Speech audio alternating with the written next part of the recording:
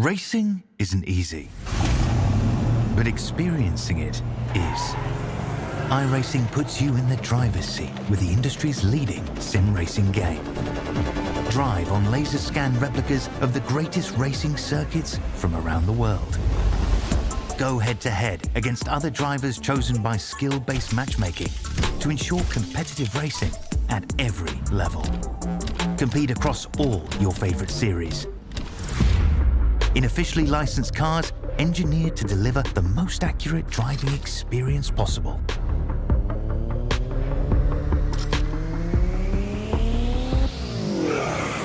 Join a race or host your own with players from across the globe.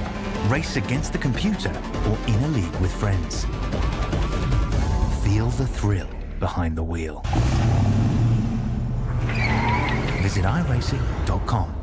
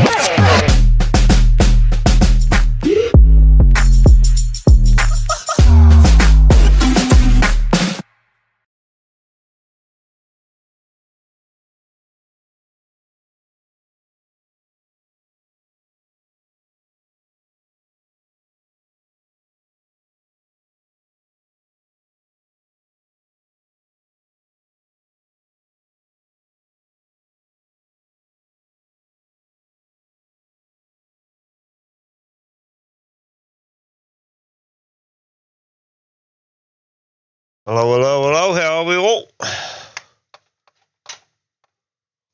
Good, AJ. You're showing your cheat sheet. Hide it, quick. I know. I'm just getting rid of it. Evening, AJ. Yeah, kia ora, Andrew. Greetings, everyone over there in New Zealand and Sheepland. Yeah, looking forward to this one. I've been avoiding the points. I've been avoiding the general chat, so I don't know what's going on. So I'm looking forward. AJ didn't tell you that he won. No one's told me anything yet. So I'm looking forward to this. From nowhere for the win. He did an awesome job too. Mm-hmm. Well done, AJ. Well, you've wrecked it for everyone now, so might as well just close the thing down now. Thanks for coming, everybody, and good night. It can't have been that great a win because I've blocked it out from my memory already. That just means you've got Alzheimer's. Oh, well, there's that, yeah. Well, judging by the points, there's only 75 points from 6th to 1st, so it should be a tight battle. Yeah, the big finale. I think we will get a circuit up straight away and get into this fairly quickly. Oh, we can't do quick tonight, Andrew. It's all we ever do around here. Right, let us know how the track goes, Zippy. No. I just wanted to do a bit of history on Phillip Island racetrack, if I can. Go for it, mate. Brenton might not know. He might know all this anyway. Motor racing first began in 1928 with the running of the first 100-mile road race. In those days, the track was shaped as a rectangle. In 1951, 6 local businessmen got together and established a motor racing at the island. In 1952, land was purchased. The grand opening was December 1956. 1962, damage caused the track to close and races were moved to Bathurst. In 1966, it reopens. 1973, Brock wins at the island in his LJ GTR XU1 Tirana to claim the manufacturers' championships. Once again, 1975, the track was closed due to damage and the land was sold for farmland. 1985, it was purchased again for racing. 1989, first round of the 500cc World Motorbike Championships, which was won by Australian's own Wayne Gardner. A few years passed with the 500cc moving to Eastern Creek. In 1997, the 500 returns with Mick Doohan crashing in that race. 1998, Doohan returns to win and won his 5th title, which would be his last after a big crash in 1998. 2004, Lindsay Fox invests heavily, and then the track is recognised as world class with champions like Troy Braylis, Casey Stoner, all winning there. Thank you all. That was amazing, mate. Have they started calling you Zipperpedia yet? Well, that doesn't sound too bad. So I got one quick question looking at this aerial shot. Is that a mini version of the track down at Southern Loop? That's I was the just about to go-karts. say the same thing. I presume Yeah, it's a go-kart track. So what that is, it's the go-karts. So there's a fleet of 26 go-karts that they run, and they have an incredibly busy time, especially over the weekends and school holidays. So yeah, there's in that little scrubland just to the left you see of that map, there's a museum in there which has got a lot of vintage cars and bikes that have raced at Phillip Island over the last however long years. So yeah, it's actually if ever you're on Phillip Island, just go to the museum there and have some shot on the go-karts as well. Yeah, that's really cool. I like that idea. Thanks for all that info. That's great to have you on firsthand. Brenton, do you know if any penguins have actually been hit making the track? No, so the penguins from where you see that map are probably about 7Ks if you look at that map down to the bottom. Yeah, Penguin Parade is down there, and penguins bob up everywhere really, but certainly not there. That's all where that water is, you see the ocean there, that's all cliff face, so it's pretty good surf there, but it's very rocky, so no, there won't be any penguins that come up to the track. Is there geese? Absolutely, the grey geese are there, and certainly we've got some wallabies, but no penguins. So there's no truth that the in the 90s they hired guys with slug guns to shoot the penguins that were close.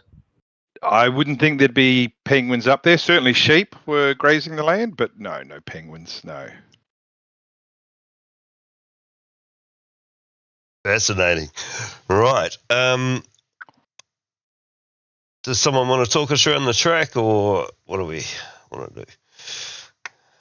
I think the track's been run thousands of times. We don't really need to go through the track. We'll just there you go, folks. There's the picture of it. That's what it looks like. We've already had a good description of the surroundings and everything else. So, yeah. So it's a track that's ever evolving as well. Like every year, the FIM in particular, they'll make homologation recommendations where we've got to make changes to suit MotoGP and World Superbike. So there's been extensions to the gravel traps at 1 and 12 especially, and also 8 last year. The track got a full resurface. February, what's it now, 2025? So February 2024, the track got a full resurface. So yeah, it's a different surface than what we normally have. It's, if I can describe it, it's more glassy, shall we say. Certainly a lot more smooth, but yeah, no, things are going well. I've been travelling down that way since probably 1971, and I've yet to actually see the track. I just drive past it. So well, next time you're in, next time you're here, you give me a call and we'll take you for a lap. No dramas there. What are you going to drive? Probably my Hyundai iX35. Nice. How you out haven't of got a date is Vespa? No. Vespa? No. Jesus. How out of date is the iRacing scan? Do you know, Brenton? It was done during a World Superbike event. It's going to test me. How Roughly. out of date is it? Did you say? Yeah. Oh yeah, no. It's way out of date. It's in urgent, well, not urgent need, but certainly need an update. Yeah, there's a lot of changes, but yeah, the version we've got certainly good enough for now, and there's certainly improvements that could be made, but yeah, is what it is. Certainly the exit of turn 12 was a significant change there with the curbing. That would be the first thing I would change if I was to do it. But yeah, let's face it, it's still not the worst job in the world. Yeah, Right.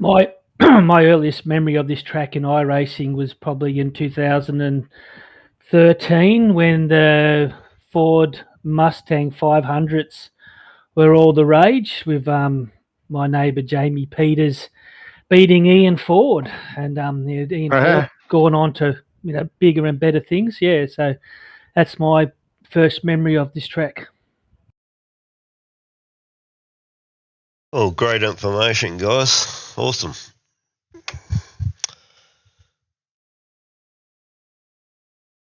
Oh, let's have a look at the grid.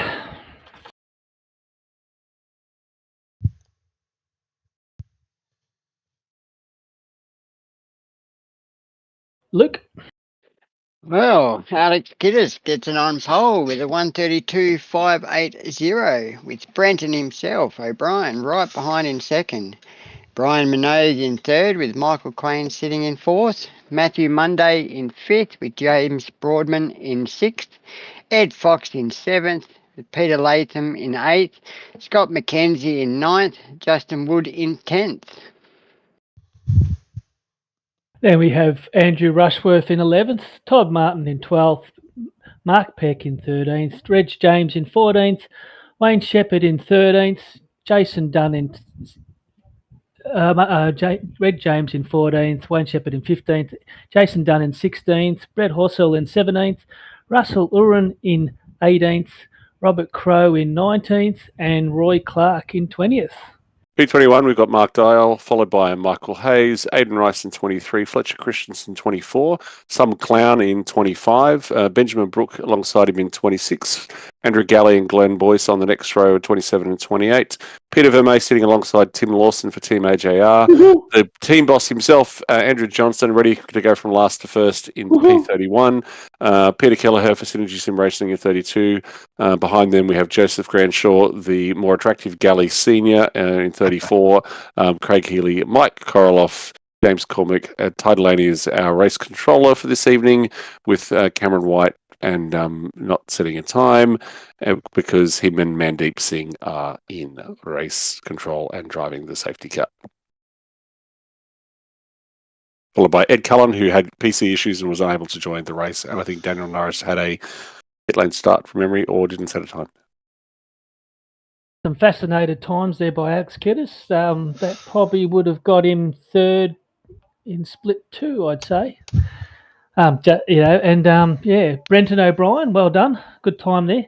Been watching your times in practice with great interest. You and Matt Monday and Andrew Rushworth and all that. been setting times have been fairly even, so it should be a good race. I'm going to have to mention that whilst Alex is on pole position there was a bit of a bloop, shall we say, where he was supposed to have had a pit lane penalty start. So effectively wasn't supposed to put in a time, but that he's got his car on the pole at the moment. But yeah, there was a bit of talk about that on the pre-grid. And some private messages between me and Race Control about that as well. And some private talk after the race between a few of us and Race Control. Yeah. So did he actually start from the rear or did he start from the front? Press the play button. Oh, okay. Yeah, I must admit I got completely confused by all that just before the start. Wasn't sure what had happened in the end. So, yeah, as you say, let's just push the start and see how it all pans out. Interesting track. I was finding the tyres really wearing out after 5 or 6 laps. So it'd be interesting to see how long they extend it before they come in for the pits. Yeah, definitely. Let's get the show on the road.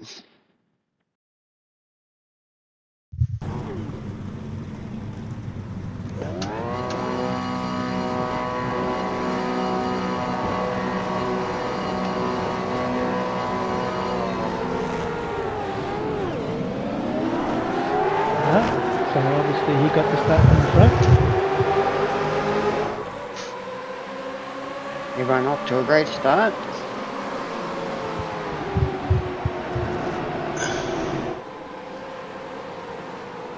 Oh, muck that up.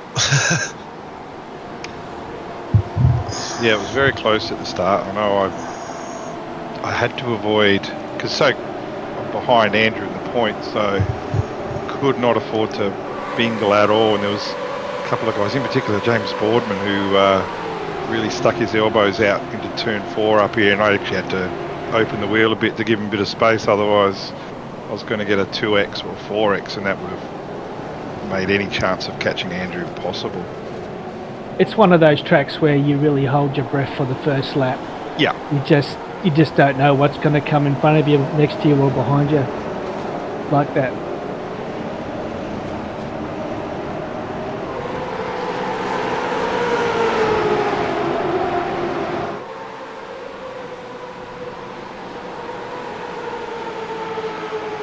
Well, I think now that the new cars out, I think this track suits the new cars. I don't think it suited the old cars that well. I thought it was actually really hard to pass, but I find, especially with the tyres as well, that there were opportunities, certainly later in the stint, to make passes if you took your time and looked after some. Oh, there goes Aiden. Looked after your tyres, you could certainly make some passes and make some serious ground or make some form of gain pretty quickly if you looked after them. Yeah, well, I suppose the biggest talking point is the marbles on the outside of them. I know a couple of times for me, you sort of just go off a little bit and you really struggle to pull up. Yeah, but I mean, as thick as those marbles were towards the end of the race, I think that's how it should be, shouldn't it? If you end up out there, then you're going to be slipping and sliding around, aren't you? Yeah, certainly not. And you certainly were towards the end of the race. So I doubt yeah, about that. You got offline. It was ugly out there. Certainly not overly realistic with the amount of marbles, shall we say. I'm trying to be light there. There's a lot of marbles. Turn 12 is the biggest issue for marbles, but that's in the new curbing, which isn't on iRacing. But outside of that, turn 6, believe it or not, is pretty bad as well. But turn 4 is generally not that bad. And there's in there now, there's a long lap area for the MotoGP and for superbikes, so a lot of the marbles can actually get dispersed even further off the circuit.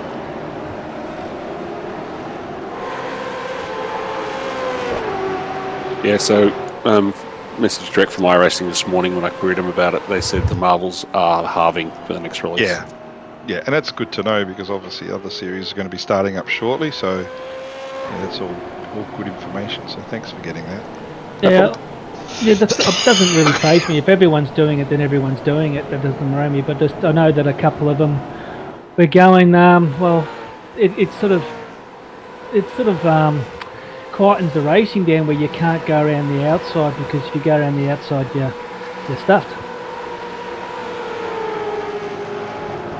I understand Yes. what they're saying, but like I said, it's, as you said, every track where there's races, there's always going to be a marble on the outside. Yeah, I put a photo yesterday. I was on turn 10. I saw someone put an iRacing screenshot of turn 10. So straight after the event yesterday, we got vintage cars here this weekend. And there's 350 entrants, and trust me, they're all going around in circles all day yesterday, and nowhere near the marbles that was portrayed in iRacing. And the weather was quite warm yesterday as well. So run different compound tyres, absolutely. Like the marbles that you get at MotoGP, for example. There's a lot of marbles, but still not to the extent of what's shown on iRacing. Yeah, I think some of the comments for some of the more smart-ass people in the chat earlier today, not Vets chat, a different chat I was in, were saying that they would expect track day cars to pick marbles up, not put them down. Can't we employ a marble picker-upper? Are you looking for a job? Called a sweep, mate. Is it?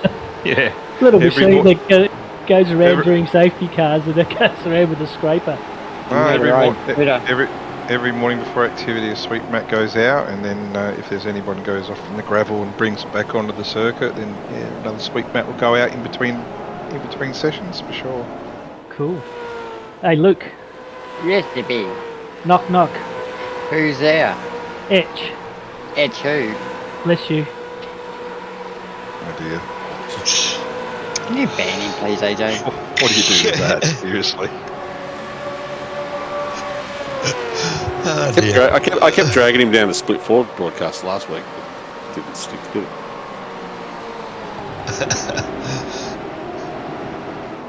Is to watch that this morning.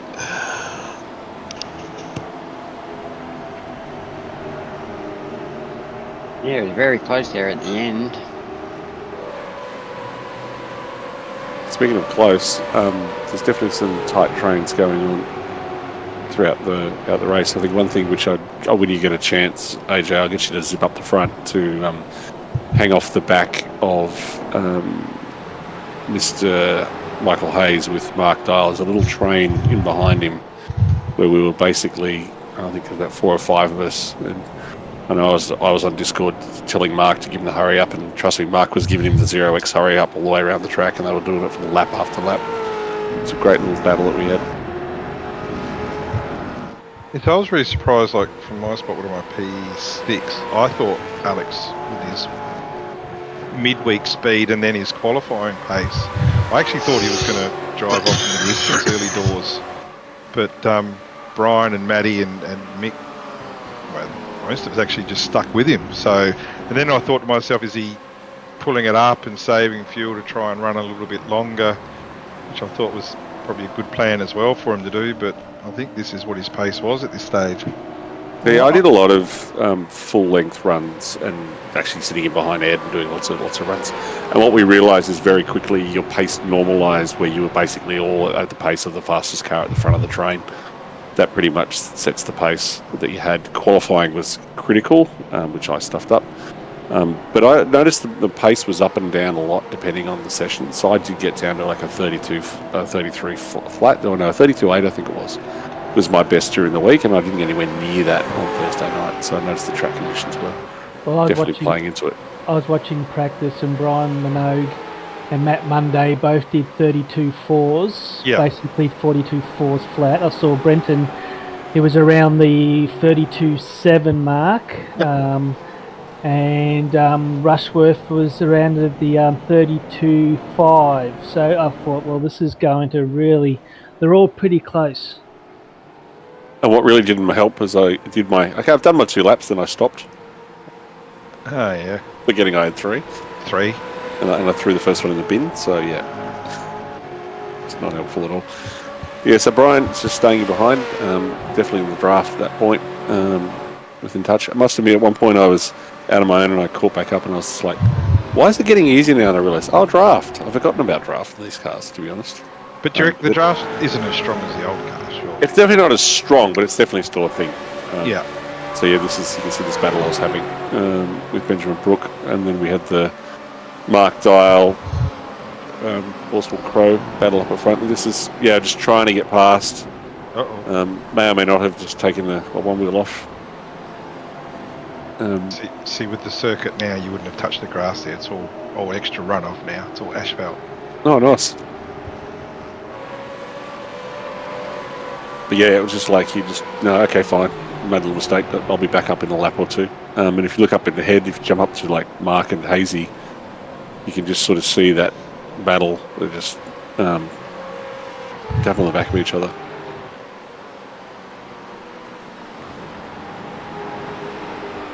And similar situation out front with you boys up the front. Yeah, so for probably myself and probably Andrew as well, it's just a matter of keeping it clean. No 1Xs, no 2Xs, no 4Xs, because it's three bonus points for a clean race, I think it is. Yep. And every point counts. Like, there's not a lot of gap between Andrew and myself with the last race to go. I know Brian and Mick were certainly in it, but there was, to be fair, probably a bit of a gap that we didn't need to look over our shoulder unless we had an absolute shocker. So a lot of it was eyes forward. So is one of those cars a lap down? From memory? No, they're all in the same position. Was Aiden a lap down by there? No, I didn't think so. Because I saw one car Well, limping that's around with a damaged front at the start, so I'm just curious which one was that? Which one of these guys? So you got Mike Koroloff doing what he does best, just eyes front, and just the boys behind. He's improved so much, Mick, this year, I reckon. I thought he had a cracking season. Mike's jumping in now, in with us in our Discord now that he's been abandoned by the CX2 boys. And yeah, so he's always good for a laugh to have during a race, having a chat. Got a lot of time for Mike. Does a lot for has done and continues to do a lot for the supercars community. Absolutely does, yeah. Here we go. Here's a move on the inside. That's not going to happen.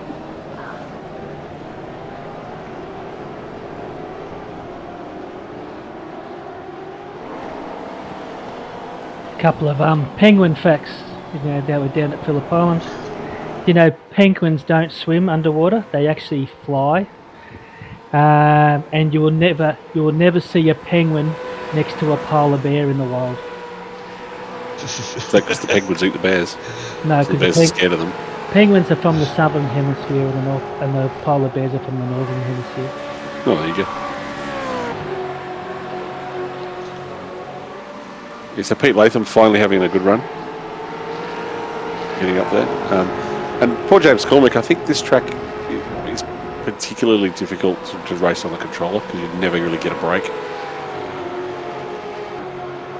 Yeah, okay, we'll run with that.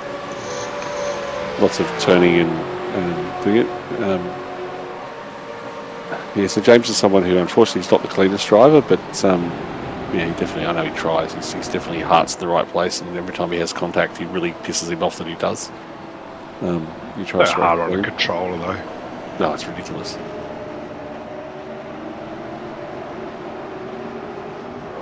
I actually don't even know whether iRacing should offer that as a way of competing. I know it probably restricts people, I get it, but it's just a different level with the controller compared to a wheel and pedal, surely.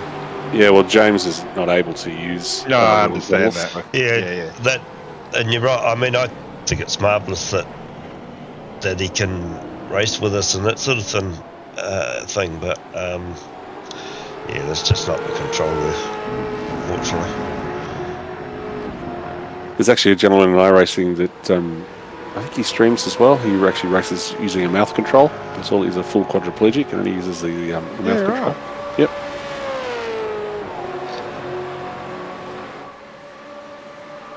Just quickly on that point, there is also a streamer that races in iRacing that has his controller mounted on top of his steering wheel and uses just the trigger buttons on top for throttle and brake and steers with the steering wheel. Yeah, but in the old forum, there's a whole threads and threads and threads of stuff for drivers with disabilities about helping them race. Yep. I don't know. I remember. I don't know if you've ever tried, but if you've got like a dual clutch steering wheel, try making it a throttle and brake on the steering wheel and just see how hard that is. Let alone actually going on a full controller setup. Have you seen that guy in real life that does the drifting with no arms? Yep. That's amazing. He's insane. You'd never tell from the outside of the car that he's driving with his feet. And he's a pro drifter. Yeah. My driving instructor when I first joined Queensland Police had no legs. He actually had to strap his legs on to be a driving instructor. So in my mind, none of the rest of us don't have any excuses, to be honest. Mm-hmm. Those of us that are able-bodied anyway. So Alex Kiddis is almost out to a second gap from Brian Minogue and Matthew Monday out front. We're currently watching Craig Healy, sitting behind James with some shiny chrome guy in behind. Under attack from, it looks like, from Peter Kelleher.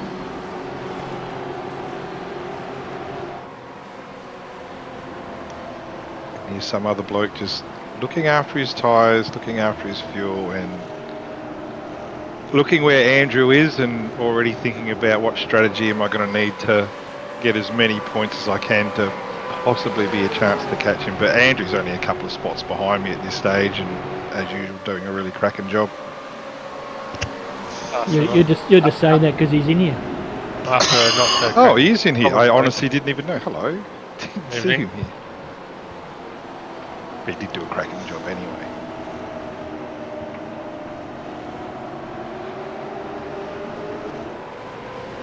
It's been a very consistent season by you, Brenton. I think you've got quite a few top 10s, haven't you, this season? 10 of them. Yeah. had a Oh, that's a bloody good effort. perfect score of top 10s, but lacking a race win.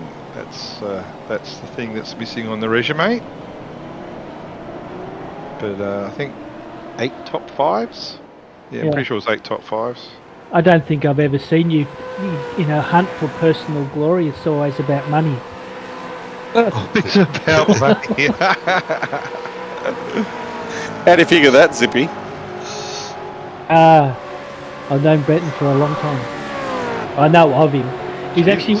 We were doing scops, and I was actually doing my first time to get into scops, and I was trying really hard, and he sent me a message saying, "Keep it going, keep it going." Did I? That's very good of me. I must have been younger back then. Well, you probably didn't know who I was. Oh look, so I'm in a good position where I run. There's a couple of us that run the Pro Series now, and yeah, I love. We've just finished our qualifying series, and there's a few guys there that hadn't tried before. Corey Preston was one of them. Corey and I had a bit of a history way back when, but we're a bit older now and a bit more wiser, hopefully. And I was stoked to see him trying to join, and sent him a message and try and encourage him to keep pushing and try and get in. Absolutely, it's good to get new faces in and give them a go. So if I sent you a message, that's exactly what that would have been about. Yeah, I saw that Corey was racing again, and I saw when he came back on with the new cars, and he was loving it. Yeah, it was really good to see him. He didn't get through. I think he had a few dramas, but I know he's going to be keen to try next year. He's already saving up to get himself a Logitech Pro wheel. So we'll see him next year, and probably see him as a co-driver, I would imagine, later on the season. But in the meantime, we're with Alex Kiddis, and Alex is just doing a really good job, as he has been. Probably the second half of the season. First half was a bit scratchy, but he gained some pace quickly, and kept his nose in front pretty clean here. Hey Luke, you getting any chat? Because mine stopped. Yeah, same. Can you write up something? 1 second.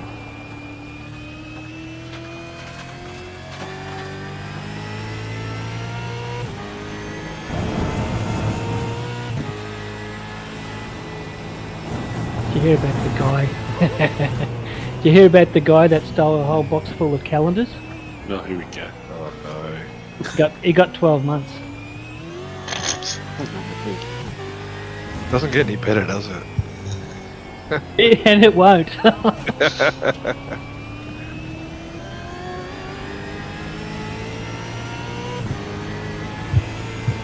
Yeah, it's good to see Ed Fox back. I have a lot of time for Ed Fox. He's I'm hoping that he gets back to where he was, because he was, like I said, he won a split 2 race. So as he said, he gets some more seat time, and hopefully he gets that urge, because him and Satira were really good drivers Well, for Play One. at this stage of the race, Ed is right behind me, and on occasion, there was actually one occasion where he put his nose in to make a pass, wasn't able to stick it, but he was driving really, really well, and he was my wingman for a while, because it was in between Andrew and myself, so I was quite happy for him to stay there.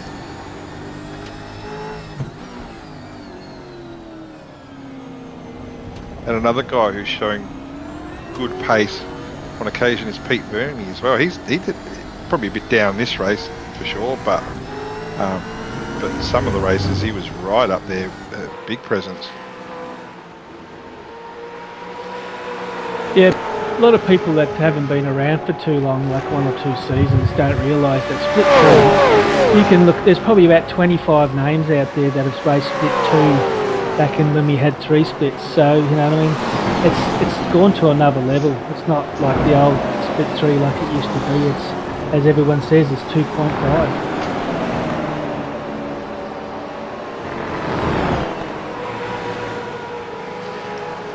That's the question in the chat. No, we can't answer that because I don't want to hear it. I was going to say, is there a penalty coming for Alex starting out of position? The answer is that's up to race control. But yeah, guys like I know he's in the chat, but Justin Wood's improving every week or so. He said it gets better and better and better. It's good to see. It's and Horsell, you know, he's always on the improve. So it's pleasing to see new names heading up towards the top.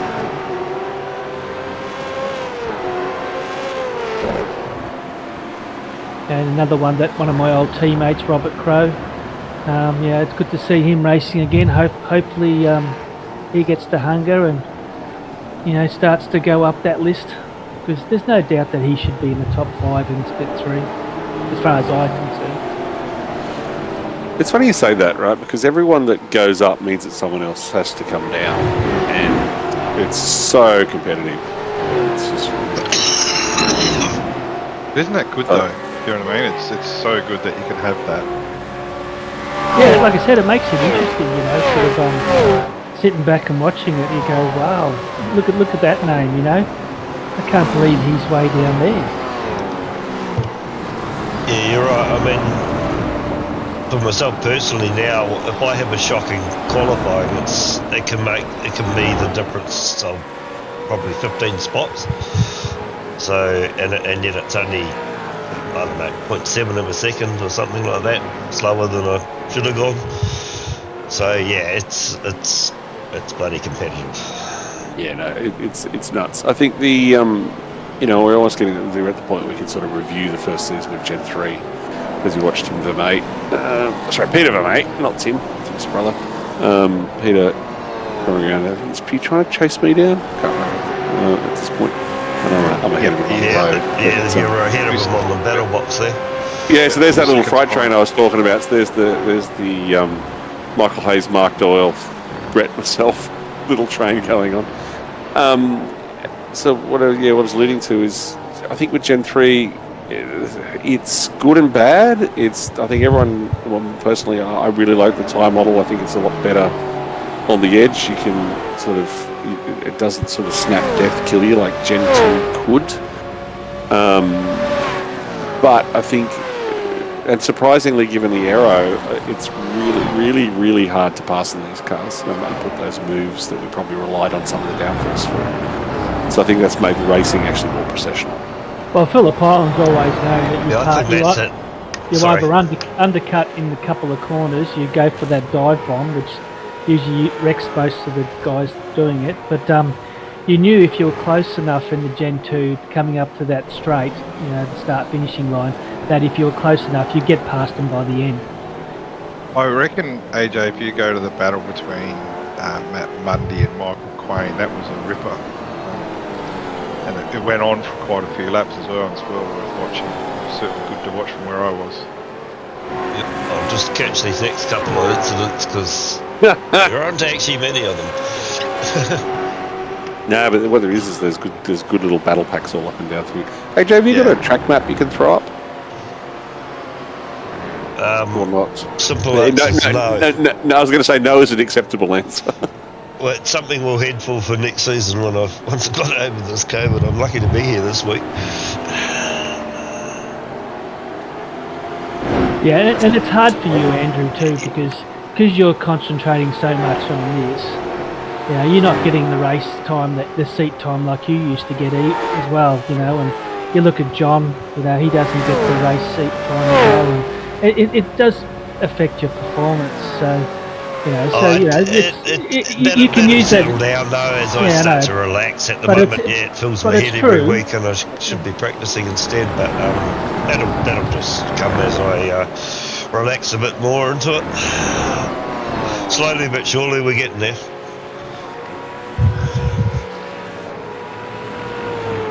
I think this is one thing that I think the difference between like the Sim Speed and all the other broadcasts is you don't have a producer as well. So when I was broadcasting with Jack Knight Racing for RaceKraft TV with their F3 stuff, me and my co-commentator, so he would do all the production, whereas I would focus on commentary and sometimes and race control. So we would sort of have like a semi-automated safety car that we would send. All penalties were done post-race, and that worked quite well because one's basically focusing on the camera shots while the other one's focusing on the commentary what goes on. So sharing that load definitely does make it a lot easier, and the bigger productions have a dedicated director who actually does the commentate at all. So, yeah, that's sort of, I see myself more as a broadcaster. I'm definitely not a commentator. Yeah. So onto this lap, I can see for the first time, so I made some ground on James, who well, here we go. think is traditionally pretty rough on his tyres, and I could just start seeing some mock-ups from him, and I Oh, there's a bit of an incident there. Robert Crow, and who was that with him? Grenshaw? No, it wasn't Grenshaw. Might have been Jason, I think. Might have been actually Kelleher. Can't tell. Actually, I had an incident like this lap with Quiney, but I might have missed it. Hang on. No. There's still something coming up. He sounded like Batman then. No. No. Queen Man. So just then, I reckon I took Boardman on the inside. He just locked up and was able to sneak by him. Yep. And had some clear air for the first time in quite a few laps. And I thought now would be the time when a few cars started to pit, so now it's time to go stretch out. Andrew was the plan there. So yeah, a few guys would have been thinking about pits at this stage. I know I was at lap 17. Yeah, I know. I was definitely thinking about it, given that I was stuck behind this little pack, about thinking about the undercut, knowing how powerful it can be. That's not the way that. So that makes life a little bit easier.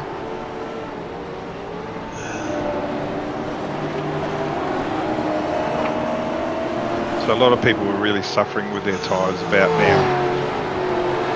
Yeah, like I said, I was thinking about pitting because my tyres felt like soggy potatoes. Yeah, so I was only less than a second ahead of Ed as we crossed the start-finish line then, but like I said, this was the time for me to go, so I started pushing pretty hard between now and whenever I pitted to try and produce a bit of a gap, which would give me a bit of breathing room with my next strategy. It's my time. Yeah. Did you even contemplate doing the full stopper?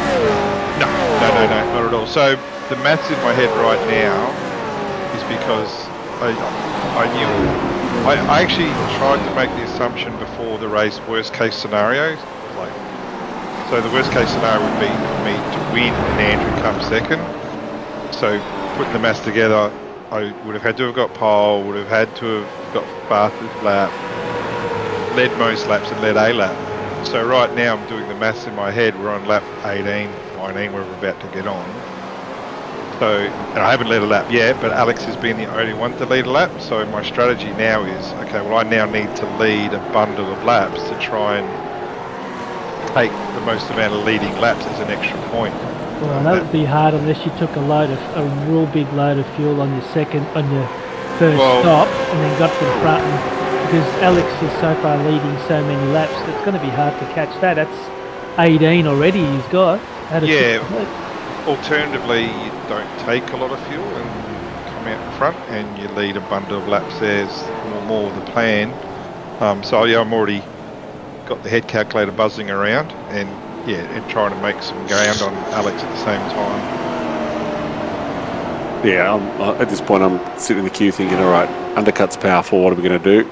And I peel off. Now, the interesting thing about this point is what I'm doing is I'm looking in my head, thanks to a JRT SDK, JRT Sim Hub Hybrid that I'm running, and I'm wondering, and I know that I'm going to come out amongst the leaders. So as I'm in the pit lane, I'm sort of looking at the pace of what you guys are doing to work out, is there a gap where I'm going to be able to slot in them? Because what I don't want to do is come out and just be blue flagged to death. But at least I know that if I'm coming out with the leaders, the pace that I'll be able to run at will be lead pace with fresh tyres. So that's what sort of going through my head at this point in time. Because if you took a big drink, you were definitely going to briefly drop down off the lead lap. Yeah, and this is a track that's in this car is quite favourable to a lighter tank. Not all tracks are like this track here with the old car of the future. Used to always be the best quality fuel was 30 litres, but I think with this car that's certainly changed. So light fuel, if you looked after your tyres here, is certainly significant, especially going up the hill here. I also noticed that a lot of fuel didn't knock it around. So I'm not talking light, I'm talking about 130, like a full tank versus sort of 80. Yeah, Didn't knock that much off it either. So no, agree with that.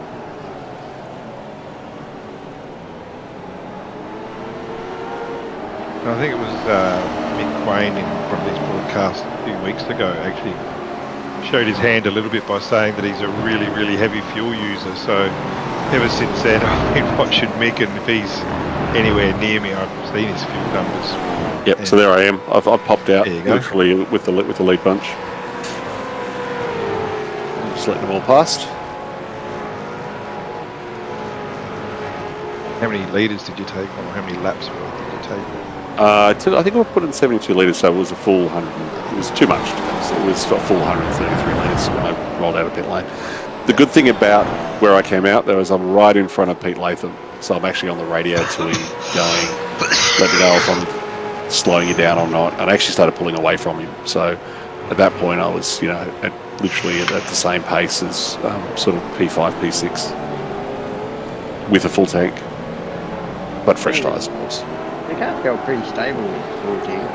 Yeah, but that just shows you the benefit of the fresh tyres. How at least those first couple of laps, how fast they were.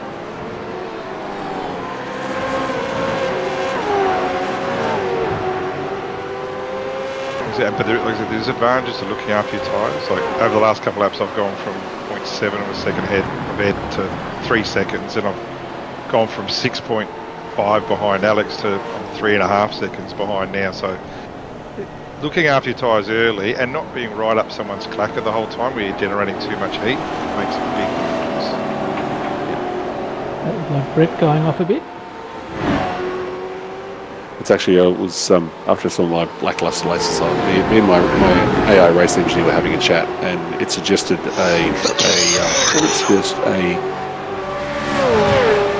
a trial, but basically a training regime of basically running 10 laps and then doing 5 push laps after you've done the 10 to make sure that you can actually do that exact scenario. Yeah. And I think this is all the interesting stuff that I get the most out of practicing. Actually, enjoy it's the RaceKraft stuff. It's the side by side. It's that sort of stuff as opposed to just pushing for hot lap after hot lap after hot lap. And I think Ed and we even did a full race run, and we also did a full undercut test. And I managed to one of the tests go from 6 seconds, from 2 seconds behind to 4 seconds in front with the undercut. So it was very strong here, if the circumstances were right.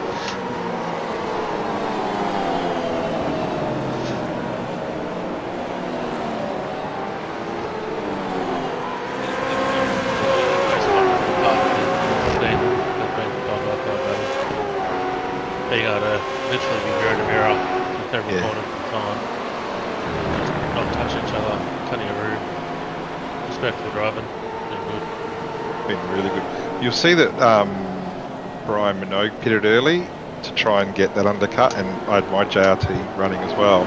And I could see that when he came out, he was playing with traffic, and he came in 6 laps earlier than me and made no gains time-wise in that 6 laps, so that was really hurtful for him. Yeah, I suppose that's the difference between fast traffic and slow traffic. Yeah. So at least the traffic I came out into was fast traffic. Yeah, absolutely. But I know in races gone past, I've come out like mid-pack and had to battle my way through, and that just doesn't work. Even when you can, tracks like Road Atlanta where you can make passes, it still hurts. And he was just wasting his tyres as well. So if he came out clear air, the strategy could have absolutely worked, but he got caught up really badly. Him and Mick Queen both got caught up. So Mark Dial, who's not here this evening, he's having a really good run. Hanging on, still behind Hazy, who's also having a great run, up 11 spots. Russell, your end was down a little bit on relative pace this week. Yeah, I didn't see him set really fast times in practice either, so I think he was sort of struggling. I don't know, maybe he's got an injury or something, but he wasn't the same Russell that I've seen in previous racetracks. So the leader's just pitting now. So right now I'm thinking, okay, we've got one job accomplished, got to let a lap, so we're going to get 1 point there. But then I had Andrew who didn't pit, and I thought, oh, maybe he saved more fuel than me, so then he's going to lead a lap, which will null that out.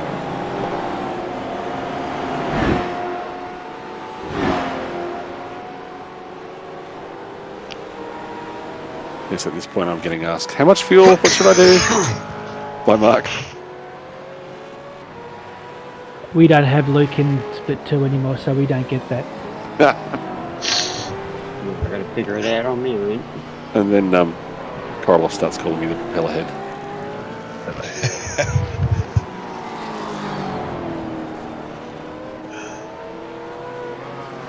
You can already see the marbles build up on the outside of 6 there. Didn't take long for them to build. But I'm pushing pretty hard this lap. This is my in lap. But what's interesting about the marbles is they build up on the line that most people take. So if you take an alternate line, like I definitely, I got some truck coaching from Madison down at the very start of the season when we used Phillip Island as the track, and the line that I like to take, particularly out of Honda, is a very tight line, and I just couldn't take it because of all the marbles that built up there.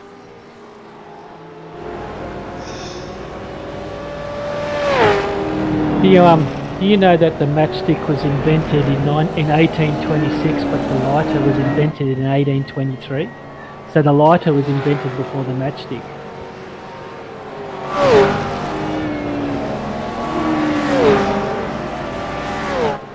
I've got to ask Brendan, how much fuel did you take on the first stop? So that was part of my calcs, is that Alex led for 19 laps, I think he did. And I led for 1 lap, so I only needed 18 or more laps. So I wanted to put 20 laps worth in, but I put 19.6 laps worth in because I knew that I was going to be. I put that 0.6 in because I knew I was going to be pushing a lot harder in my. It's a light stint. I knew I was going to be pushing like hell, and fuel burn was going to be higher. So I just gave myself that little bit of breathing room for when I was pushing. And I had my JRT on as well. And if I came out in light fuel, but in traffic, it just wouldn't have worked. So I was lucky enough I was able to come out in front of Brian Minogue, who was on, like I said, 6-lap-old tyres, which he'd probably used a hell of a lot to try and get through some traffic. So I was pretty confident of pulling away from him, but then I had to create a big enough gap because I had to take on more fuel the second stop. So I just had to really hard to try and create a gap.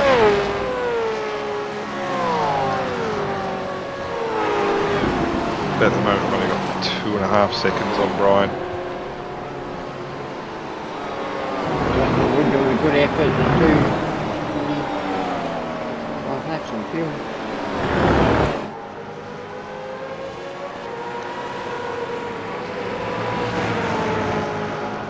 And I reckon, Andrew, you would have almost topped it up.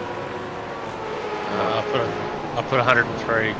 Yeah. I can't remember the fuel burn, but I know I was stationary only for about probably 16 seconds. No, it would have been about 16 seconds. But it was a lot less than you. Yeah, I wasn't even halfway through my fuel when I saw you drop off the jacks and drove away. Yeah. Yeah, I had to run light. I went, oh no. Yeah, I think I put 80 litres in. I think it was lap 23. Yeah, I was just thinking if I could push hard enough, at least I could hopefully stay up, long enough to try and lead a lap at least. Yeah, when I saw a few cars in front of you, and I thought, okay, I did think you made a bit of a tactical error there. Oh, but I don't run any overlays, so I've only put black and white. Yeah, so I run JRT, and I actually, apart from lap times and positions, I also mentioned the amount of stops that each driver's had, their length of time in pit lane, and the amount of length of time that they've stopped for. Are you telling everyone next season to run JRT? If there's an advantage, why not use it? So you definitely don't have to run JRT, but bang for buck, JRT is just pretty damn exceptional, to be honest. It's not the most prettiest looking thing compared to some prettier looking overlays out there. But in regards to just getting the job done, JRT is definitely right up there.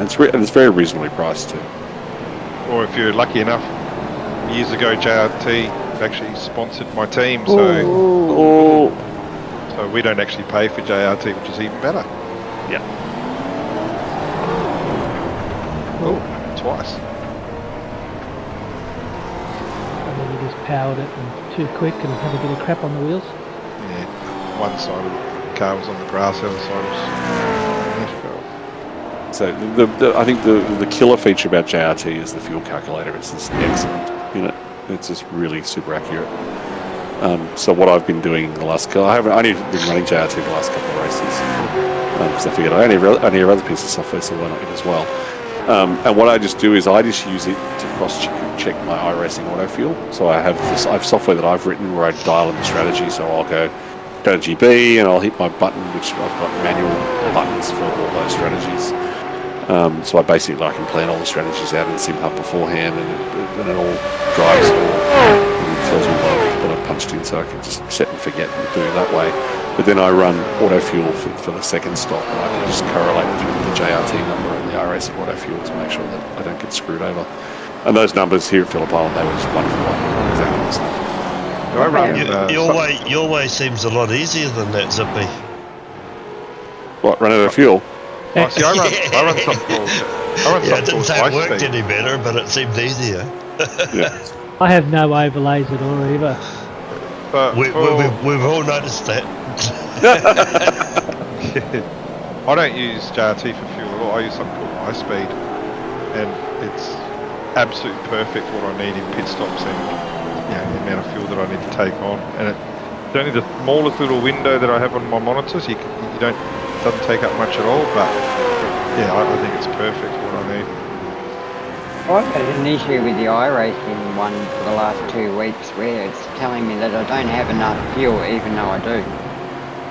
Doesn't it take about a lap to reset though? Because I know 5 laps. It's 5 laps. It does a 5-lap average. Yeah, I don't use the iRacing fuel at all. I don't think it's that accurate. Yeah, so I've never played with it either. I actually use my Z1 dashboard software to calculate my fuel and show me all my overlays and that sort of thing. And other than safety car periods, it's never let me down. So you can sort of blame me for the iRacing auto fuel because I actually raised the original feature request. And what I basically said was it should leave time on the table. It shouldn't be the smartest thing out there, but you shouldn't have to buy a third-party piece of software to do it. And that's exactly what they did. It's also being completely rewritten in this release, by the way. Because there was a bug around driver changes and auto fuel, and so to try and isolate that bug, they've completely rewritten the logic of it, apparently. Well, Thursday night it was telling me the whole race that I had to add an extra 2 litres, even though I certainly had enough fuel. Had you gone a lap down? No. Interesting. Because This is Luke. one of the... This is Luke. I'm saying. Not me. I haven't watched the races. There could be a reason why people are going lap downs here. I don't think it's an unreasonable question, but because that can screw it around as well. Because obviously, if you're, I think, and that's what with crew chief used to catch a lot of people out, is on a timed race in particular, whereas they would get lapped at some point and then unlap themselves, and crew chief would have, if you had been lapped at the time where you got filled, you would get short and filled by a whole lap of fuel. So that would catch people out with crew chief. So But, I've got two separate. I've got the iRacing plus I've got another one as well, and they both show up the same. But for some reason, the iRacing was just telling me the whole race that I still had to add, even though I'd done my second pit stop. Mine was also telling me I needed 2 litres of fuel, but only for about 6 laps. And it got So, to 0.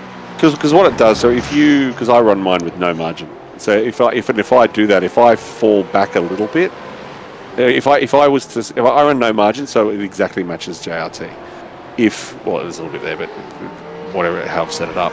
If I was to say to the iRacing one, give me 1 lap of margin, and then I fueled to the JRT number, it would tell me I needed to add more fuel because it's trying to calculate to that extra margin on top. So if you've got a margin on top, it's probably trying to calculate the extra. I had mine set to 0.6 of the lap margin. Yeah. So I start off at a lap. Decreasing it. I start off at a lap, but depending on how, if there's safety cars or whatever, when I come in and I feel like I've been consistent in the lap times, I bring that down to either 0.2 or 0.4. with 0.6, I knew that 2 litres I'd have enough to get home.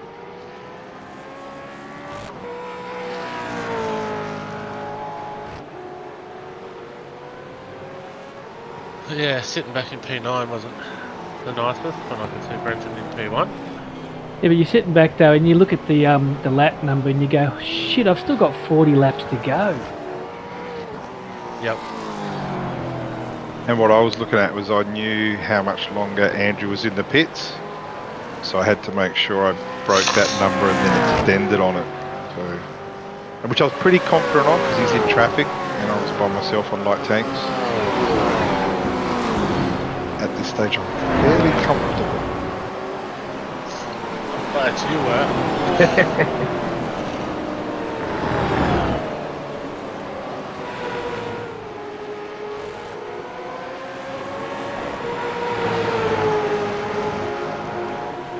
Well, I went from like 2 seconds, 2.5 seconds in front of Brian, however long ago, like 6 laps ago, so I'm 9 seconds up on Brian, so I was actually comparing his time to yours as well, because you're both pretty close to the same speed.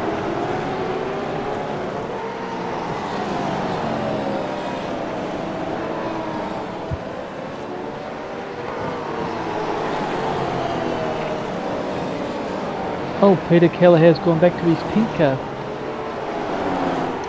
Yeah, last few rounds, or at least the last 3 or 4 rounds, he's been back in the pink car, if not all season actually. No, he's been orange. He's been orange for this season. I'm pretty sure it's pink. Yeah, I'm sure. I reckon he has had an orange colour, orange and white.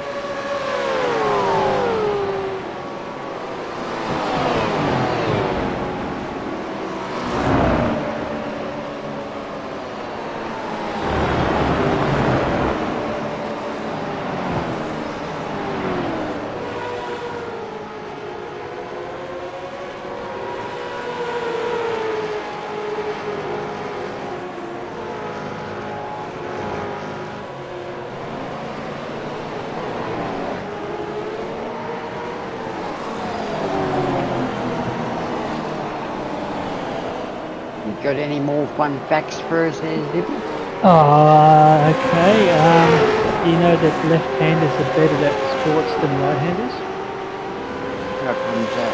I don't know. It's just that they've done studies on it, and left-handers are much better at sports. a human's teeth are as strong as the shark's tooth.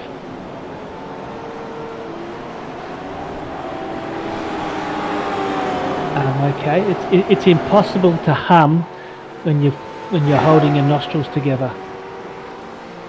How many people are trying that? Don't know, but I reckon there'd be a couple. Here's another guy who's actually had races on occasion. Todd Martin had a pretty good season as well. I'm not sure he raced every race though, but there were some tracks he was really quick.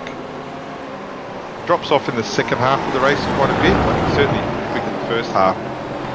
Whether he's not great on tyres or not, I don't know, but he's certainly been a threat on occasion.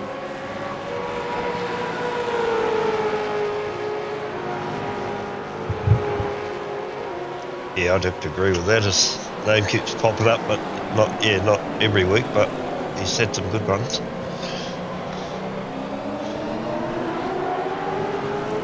And even Pecky, I mean, Pecky was struggling there for a while. That's not good.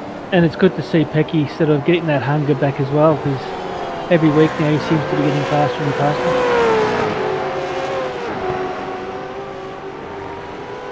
I don't know if that was called in or whether there was a penalty there, but it was even contact. I think Pecky's just had stuff outside of vets that's been more of a priority for him. Yeah, exactly. But it seems like he's got a bit more time now, because I've seen him in practice a lot more and stuff like that. So, yeah, you need guys like Pecky. Mainly for the humour, because everyone teases him about being really short. But so you need people like that. Short people. Yeah.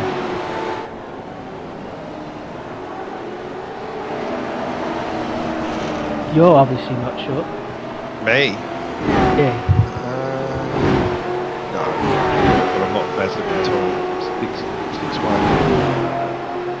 That's tall. That's tall. Oh, righto. Both of my, well, actually, certainly my oldest son's taller than me, but my youngest bloke's about the same height.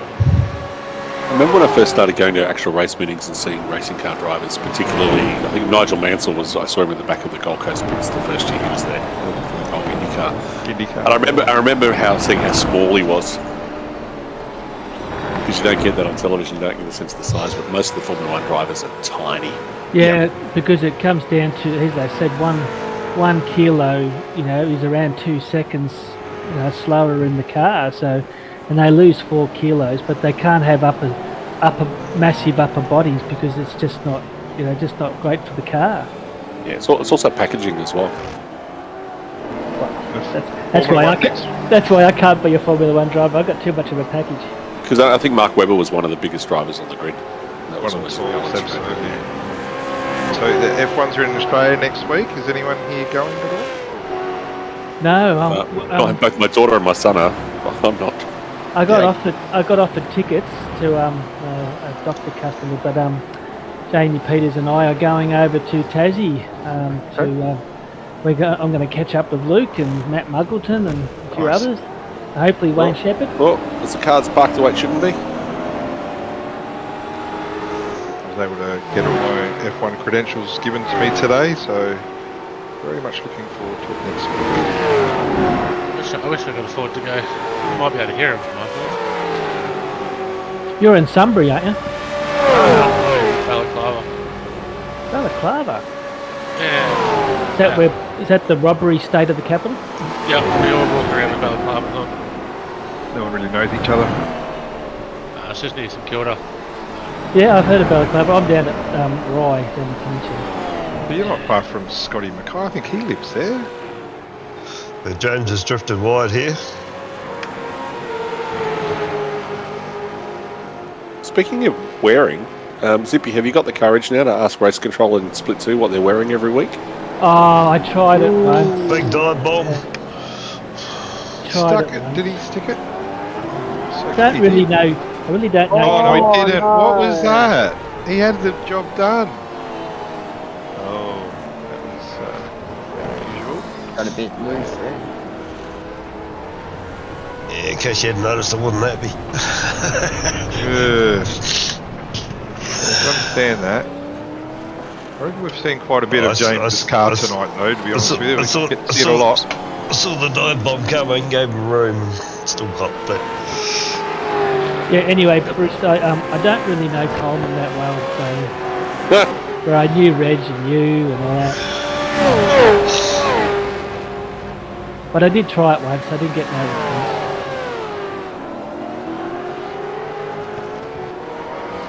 So, Brenton, you're out in front right now. How many?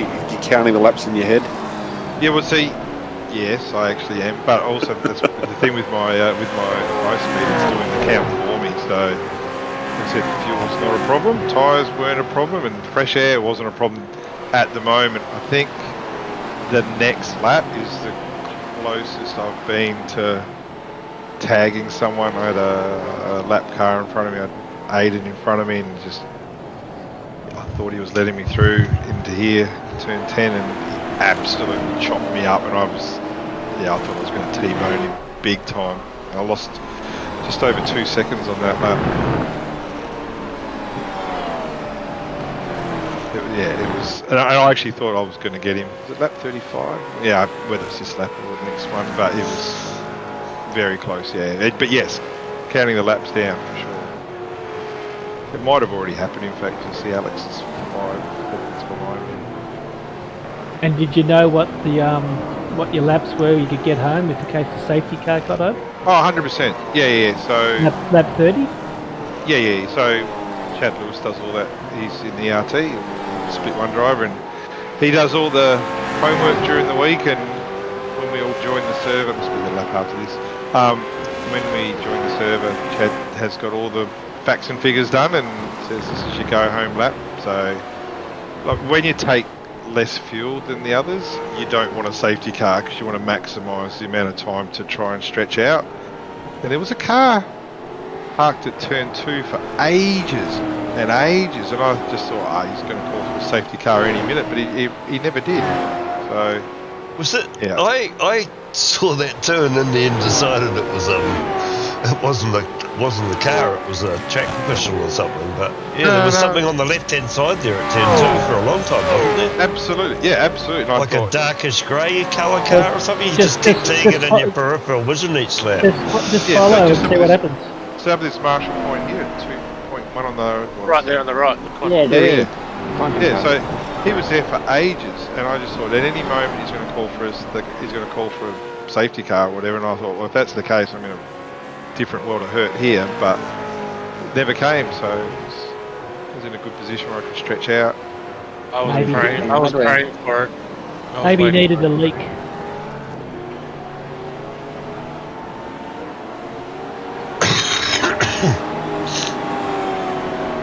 But at the same time, Andrew had only dropped probably 3 seconds to me in this time during this stint of work. Yeah, Andrew obviously drove a really good stint as well.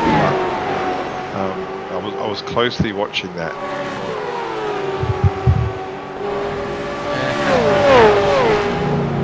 I said I pushing pretty hard, and all of a sudden I was 2.5 seconds in one lap, and I was filthy at it. Not sure the lap traffic was that great during this race. Some of them were really good, mind you. I'm going to say some of us worked pretty hard to be respectful. Yeah. I know that's been the discussion this week is the marbles and that, but I did really notice it on this track that even trying to get out of people's way to clear your blue flag, you found yourself squirming around on the marbles. And it's really hard when you're letting people pass to, and I do it. I don't just do it if I'm on blue flags. I also do it if someone's ridiculously faster than me. If I'm not racing that person, even though they're on the same lap, I'll definitely let them through as well. But what's interesting is that it's really hard to do that and not lose too much time. Yeah, like I said, Andrew makes a good point. I mean, you try and do the right thing, you go off the line a bit, and you could do more mischief than good by losing control of the marbles. Yeah, well, that all changes next week. Especially with the new debris model. Yeah, that's interesting. So what were you saying, Bruce? They're halving the size of the marbles? No, they're halving the marble coverage. These bits being halved extra. They're making them smaller. you can take halving whatever you want. You can interpret that as it's the same number of same coverage of marbles, but they're half the size and there's twice as many. Or you can, Yeah, it was interesting. I saw in the development that if your car's lagging, it will automatically put you to the pits, which is Yeah, that's a new thing. yeah, It'll catch a few out, I would say. it's going to catch a lot out. I can't wait for that. I don't know whether you can, if you're hosting a server, whether you can turn that on and off. I've got no idea whether you'll be able to, but that's a. I'm pretty sure that was discussed during the week, and it's an iRacing thing. It's not something that the league or the host is going to be able to turn on or off. so more and more, you definitely can't turn it off. Already asked. The more and more you're going to see these features that are just not disablable. I think at some point, it wouldn't surprise me if dynamic weather has to be enabled in some way, shape, or form to be able to run races the way we do. It's really the exception now, not the rule, and you're constantly fighting against the way the engine's being designed moving forward. The more you try and lock things down and not have those features enabled, and that's a spin from Mr. Todd Martin. Very easy to do. All done that in practice, I'm sure. Yeah, that just can't remember what I was going to say now. I don't think if you blink once or twice, it's going to kick you to the pits. I think no, it's not. It's not blinking one. It's constantly repeating. I think any time where you've had a driver go to race control, hey, the car in front of me is constantly jumping in and out. That's sort of when you'll when they'll get dragged back.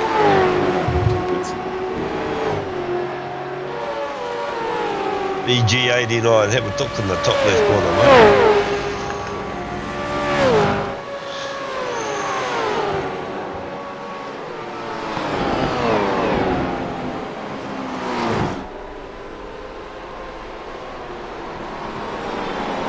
So Bruce, Yeah.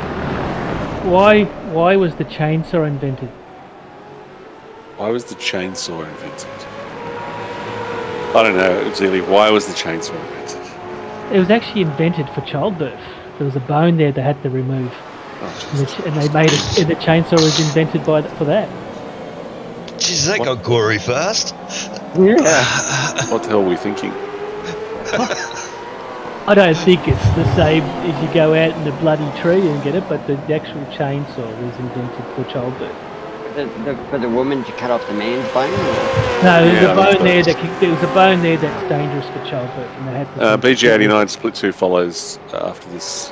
What does it? 8:30, because this is a longer race. Is Split 2 on tonight after this, AJ?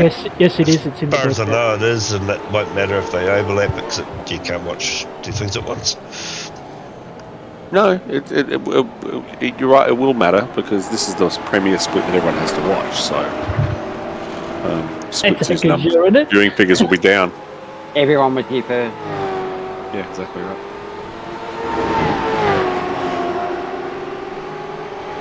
That's specific for vets, competing with vets. I prefer the long races though. I definitely do too as well. That's a whole other element of strategy. Conservation. Yeah, I've always preferred the longer races, probably because I'm one of the slower guys, and the only hope I've got is that everybody else runs off the track, so the longer the race, the better. Yeah, I liked it. I'd be surprised to see how many guys couldn't race because of the cyclone, though. Well, we still had pretty good numbers in this split. Yeah, numbers were low, but I wonder how many it actually did affect. So, but yeah, it would have been interesting to see what the points would have been if they didn't say it was a drop round. If they said, "I could, compare it," because that's the part that I liked. That come down to the last race, wasn't a drop round, so it just made it a bit more as an interest. And I think that's definitely the intent to keep it that way, which is because of the cyclone. You changed it. Yeah. I've got no problem with that, but I just said, it was like Bathurst last year was really exciting. We had Luke crying in the background, going, "Oh, I'm not going to make it." Remember that, Luke? No. Yeah, Bathurst last year, you crashed. Remember, you go, "Oh, yeah." Yeah, but there was a lot on the line for that. Yeah, I know, but That crying in the background didn't help. Jeez. Jeez, yeah.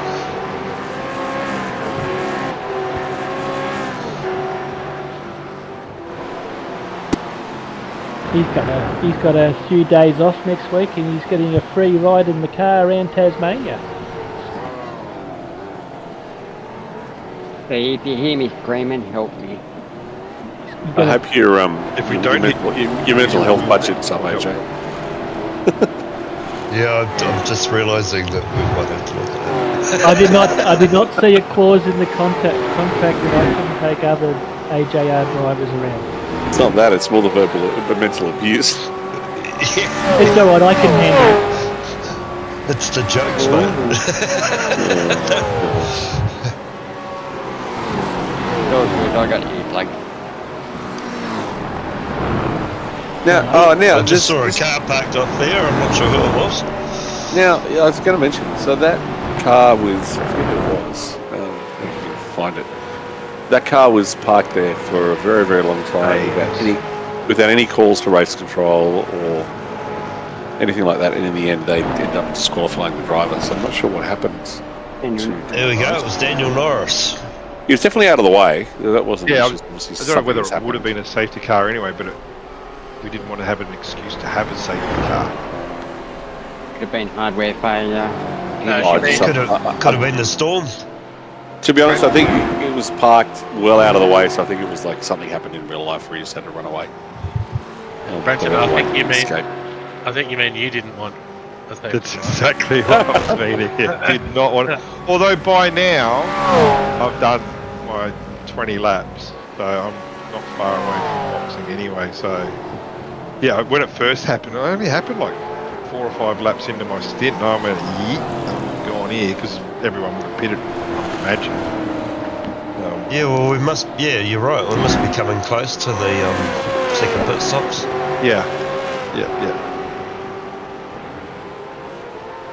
I think I went 23 laps, 1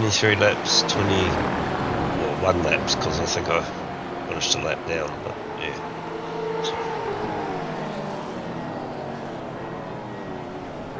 Yes, I mean, I still had. Oh, so they lied. They said you won. Oh, the race isn't over yet, Tippy. Mate, there's still 2 safety cars to come in. Oh, shit. Give it away. I've got COVID brain, so I probably have given it away.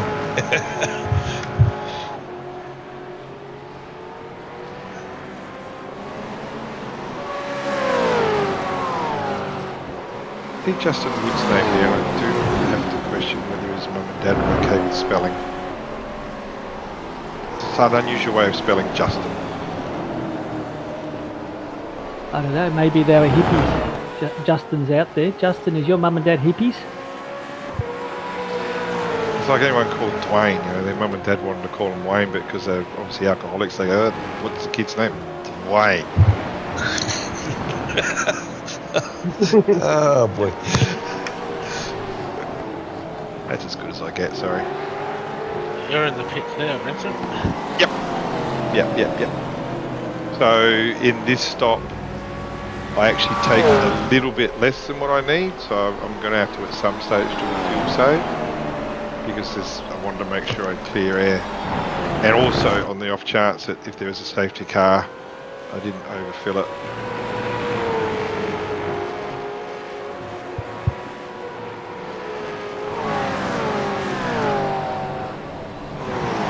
There we go. So for Justin, it's actually misspelled in the Vets League on iRacing. There you go. It is Justin.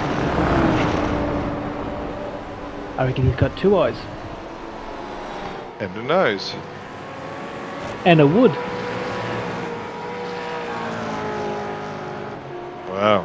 If he wins a Chubby Award, got it all.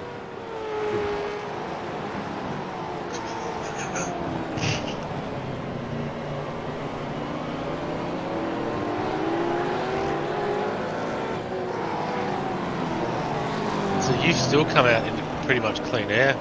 Yep. Yeah, absolutely. No, I just wanted to make sure. So the reason I took a little bit less fuel is I want to make sure I come out in front of Andrew Galley. And again, on new tyres, I had nothing but fresh air in front of me. And I'd got through my light phase and was settling in for a long stint now, 25 laps or 26 laps, but I was pretty confident after the first stint, which I did 24 laps on, that I could look after my tyres enough to get home.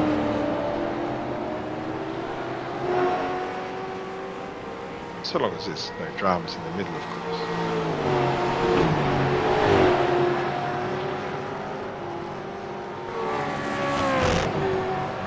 Yeah, Hamish is out there in the chat. Well, Hamish, just want to say congratulations on one of your team drivers winning split 4.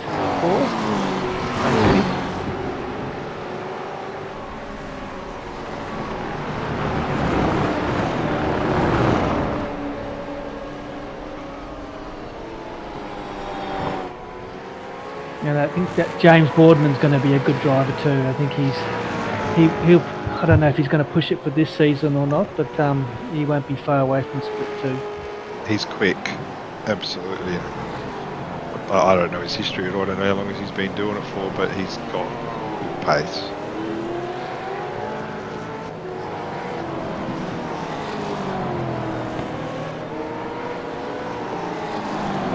I think Matt Mundy did a pretty good job here as well on his P6, but I think he'd already had a drive-through by this stage. I think. Yeah, but he won the last race, so he had some really good form in the second half of the season as well.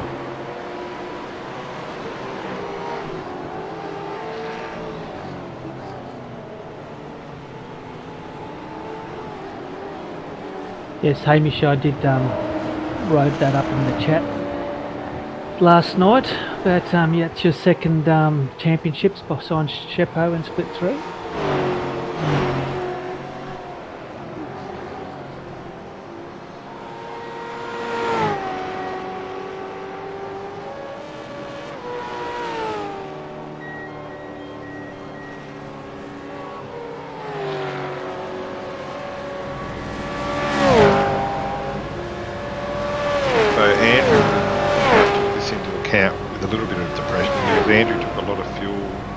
Stop, and I was really confident that he would be able to go longer and get a lead lap, which gives him a bonus point. So that was a little bit depressing at the time. Which is why right now I'm just praying and So I was hoping Ed would go. But I looked at Ed's pit stop time compared to yours. He's not going to. I need to try and get some of that information for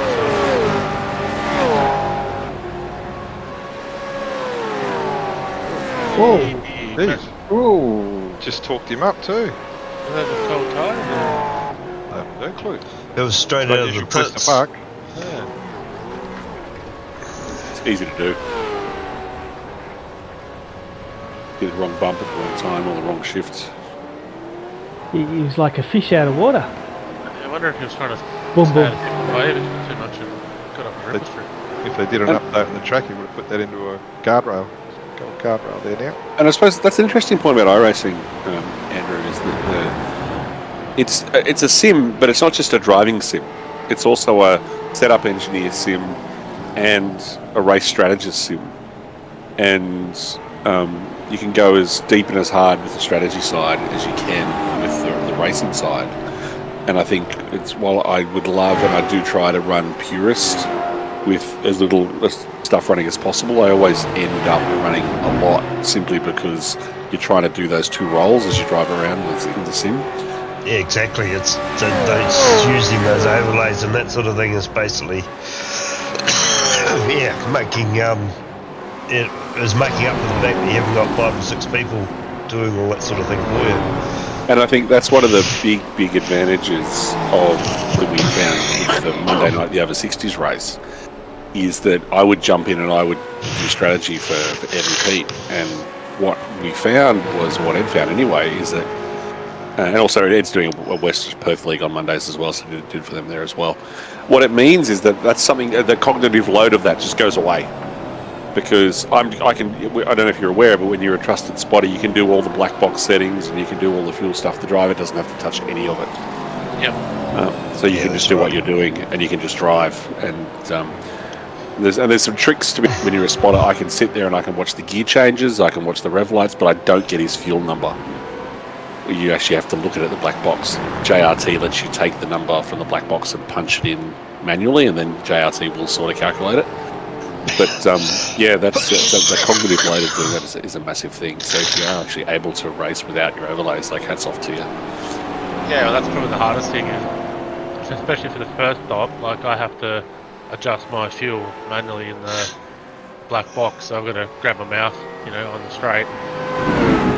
Basically, scroll it down from 133 litres to where I want it. I wish you could do that on the start line, but it won't let you. You can, but it just won't lock it in. No, So it you used don't to. start the It race. used to, but it stopped doing it because I used Yeah. to do that too. But what you Obviously. do, you go into your pits and you just hang your mouse over your stop fueling, and when you Yep. count, you just go click and bang, and you're out of there. Yep, that's exactly what Yeah. you do. True. Because then you can watch your relatives as well. If you haven't got the JRT, whatever, you can watch your relative, and if you see them coming up, you can just go bang and try and get out as close as possible. Yeah.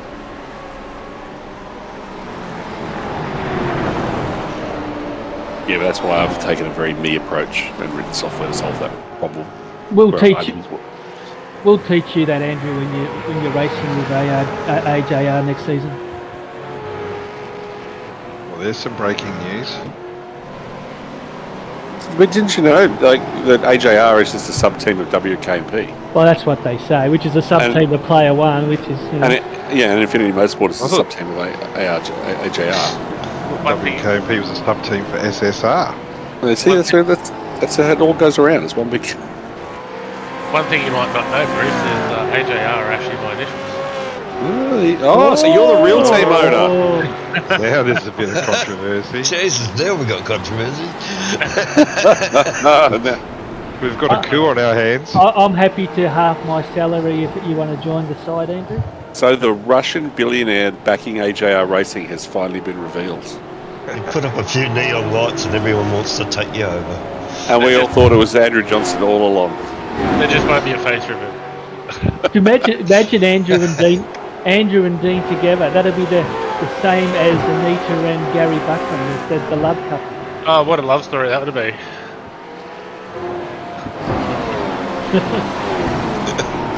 20 laps to go. I can't believe it's still 20 laps to go. These races are longer of the broad. I feel like they're 3 times as long as the broadcast as they are when you're in the seat. I know. Honestly, it actually felt like it was about 10 laps for me, to be honest. So I've dived in now for mine with 20 to go. And for me, it was a real short one because I took my pill of pain early.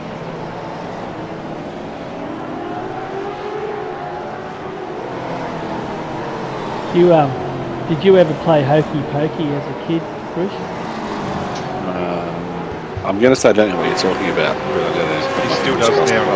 I'm going to say I thought it was a dance.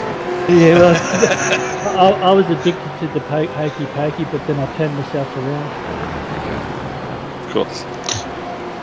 Did you do it all again? Of course you were. I just wonder if you played it on Matt's bet, or were you drinking beer when you were doing it? No, that's what that Twister. I'm gonna play that with Luke when I get over Oh, there. no. So once again, that was me on my out lap, just letting people who I weren't racing go through.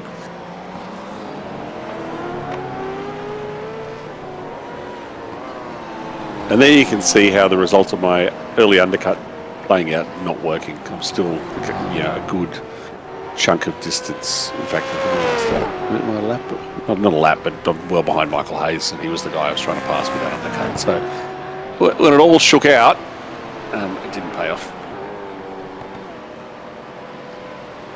But you've got to try these things.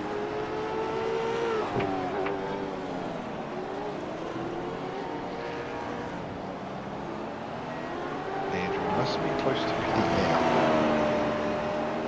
Yep, hitting now. Yep, he's hit the lane. Well called. There we go. Yeah, I've got my lap lad, so. Yeah, I know. It's like, mate. That changes a lot of things. But once you and Justin Marine, which I think Justin's pitting now. He's coming in behind. Yeah. I think this is crazy good that you guys are literally going down to the I need to get a lap lead point so I can... Had to, because it was that close. No, it's nuts. The fact that it's come down to that. And I think that's what most people don't realise. So there's a book by, what's his name? He's the Victor Kovlenko. And who's Victor Kovlenko? He's the Olympic coach for the Australian sailing team. And apart from the fact that he writes his notes in an encrypted form of Cyrillic English hybrid in this notebook, he has this notebook and he's got 3 copies of it because it's so important. He's had it since 1976. But what he does, he talks about Olympians and the races being risk management. And basically, he said your goal as a top-level athlete is to minimise risk wherever possible, because you don't need to be the fastest. If you have good pace and you minimise risk, you will end up winning. Is basically the way he puts it on. Unless it's like a one-off event and you've just got to go hell for leather. And so what that means is, based on what he's saying, and he's basically won pretty much 20, 30 gold medals for Australia in sailing. Yeah, most successful sailing era we've got in the Olympics for sure. And so basically what it is anything you can do to minimise risk, you do it. Translate that to sim racing, which is why I'm bringing it up. You don't want to be making that dive bomb move to maybe get one position, because the consequences of you getting it wrong in the longer run of the championship for both you and the driver you're trying to pass, if it doesn't come off, is can be massive. And what we're seeing right here is, if either one of you had done a dive bomb, so say for example, Andrew, that turn one where I'm Sandown, where I let you through, and then I got taken out behind you because the guy behind was trying to make the move. If you'd done that move, if you'd tried to get through me desperately, we'd come together. That would have been championship right there. So, think what I'm really saying here is, I think some people need to think longer term than just, oh my God, there's a hole, I'll chuck the car in there, or I've got to run out of a corner, I'm up on speed, I have to send it. Well, just remember that in about 15 laps time.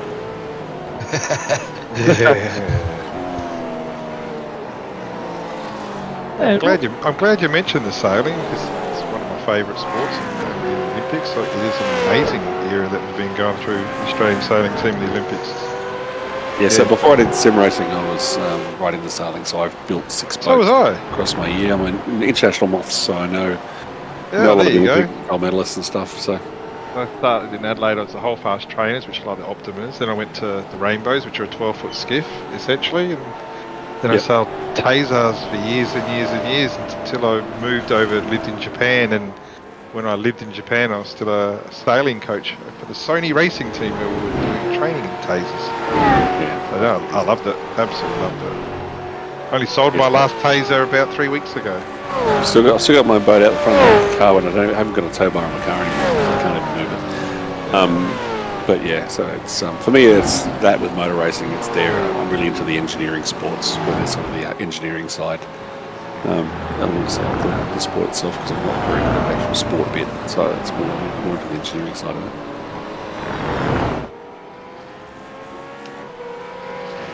Yeah, I had 3 tasers at home.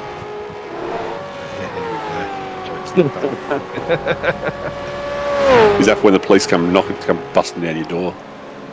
Oh God, I wish. No.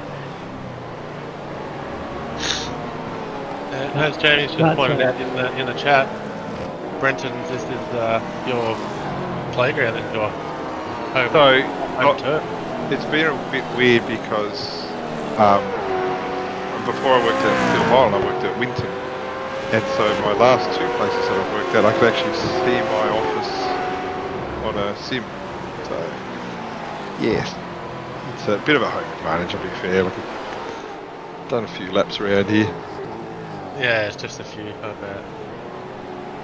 But does it translate that well? Yeah, it does. It actually really does.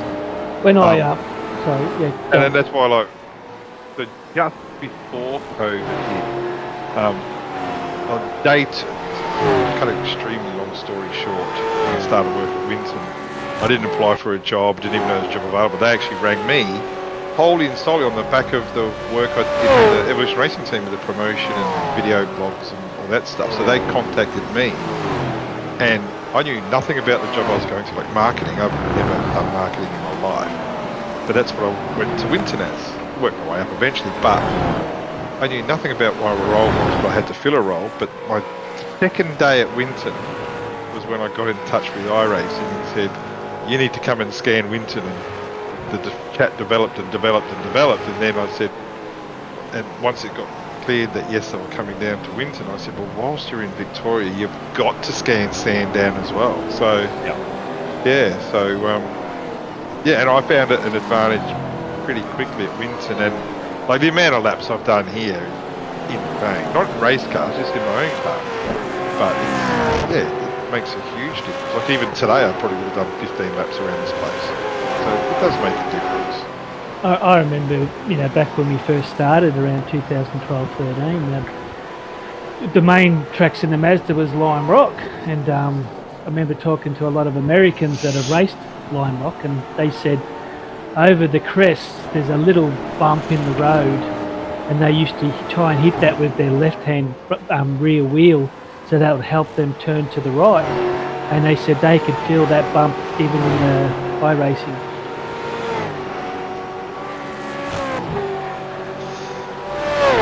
It's a lot more realistic than a lot would try and have us believe. It's I've done a good job and continue to do so.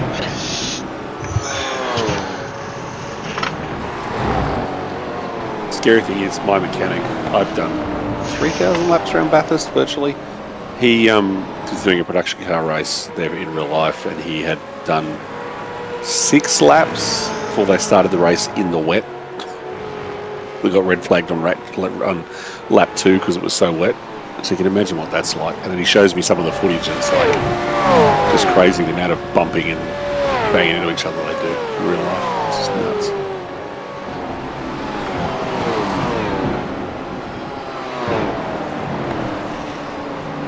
Peter Latham finally having a good race back where he should be.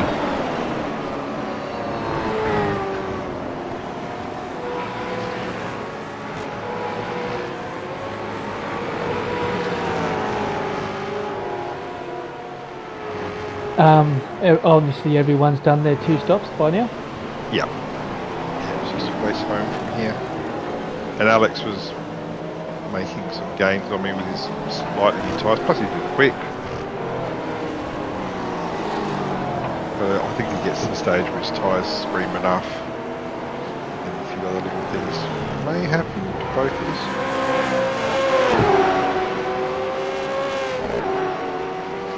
Rich not having any luck this race with contacts early. It's quite surprising seeing Boy Clark down that low. I think he had some dramas early on as well.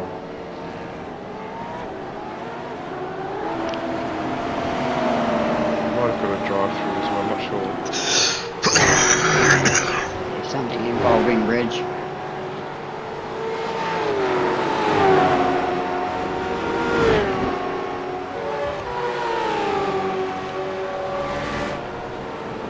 Ooh. Yep, I heard that one on the radio. He's seen a koala. He's seen a koala up the tree. What was his remarks to that one? Along the lines of, oh fuck no. Something along those lines. Yep.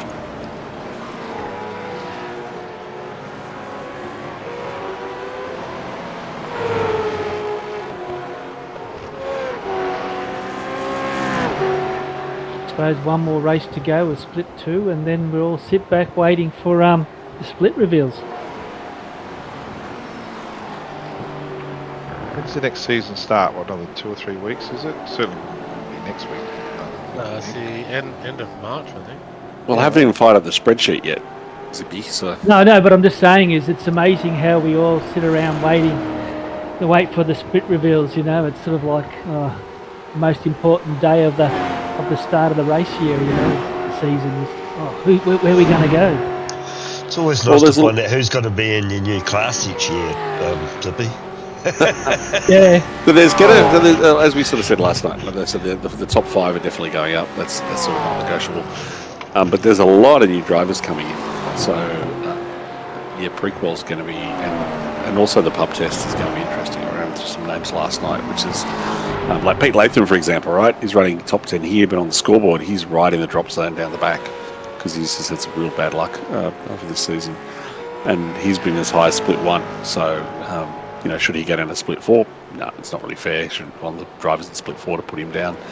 So there's going to be a lot of those sort of conversations this time around. And how many new drivers are coming to the fold? I know Tim Mulford's coming in, so you would think he'll probably go to split 1. Oh, it all depends. Depends how they qualify, I suppose, and then if they want to try go real hard or they want to back off a bit, or but then I think the name Tim Mulford is a guy that a lot of us know in the officials, so we know what he's. The pub test has to come into account there for sure. We know what he's capable of. I can make room for him and go down to split 2. No, you can't. There's 20 new drivers coming in. We're basically at 200 now, aren't we? Aren't we 3 or 4? I think we were short? 2 off last night. We're too short last night. Is there an over 50s championship starting as well, or is that? There is. No, there is, and it's okay. It's not over 50s. It's 50s to 59s. That's me. I'm in. Yep. So from what JBR was saying in his broadcast last night, there's about 90 of us in that Really? over 50s. Yep. That's really cool. So there'll be basically a pre-qualifying. I'm not sure the exact details, but there'll be a pre-qualifying to find 50. They were racing Mondays or something? Yeah, same as the 60s at the moment. Yeah. Glenn's gone round. So the only shame about having on Mondays is it clashes with the SOF official. Yeah. But if you want to race on a Monday and don't make part of that field, go race the officials. One thing I realised is that it would be very easy for a group of vets or a team just to flash mob an official and make it go official if you want to. So don't be afraid of rocking up, because if we don't rock up, then there's almost no point aligning with the calendar. So the more we can just rock up, and I know people have reasons, like I think I only did one this season myself, but I deliberately don't vote in the track selection because I don't get enough officials in, but I'm more than happy to contribute on doing the calendar. But yeah, if you get a chance, go out and do it. I'm hoping that Luke comes race control, so I'll definitely make the top 50. There's a good battle happening between Ed and James at the moment, Ed's saying as well, so it might be worth a look at. Yeah, 10 left to go. There you go, Ed, watching still.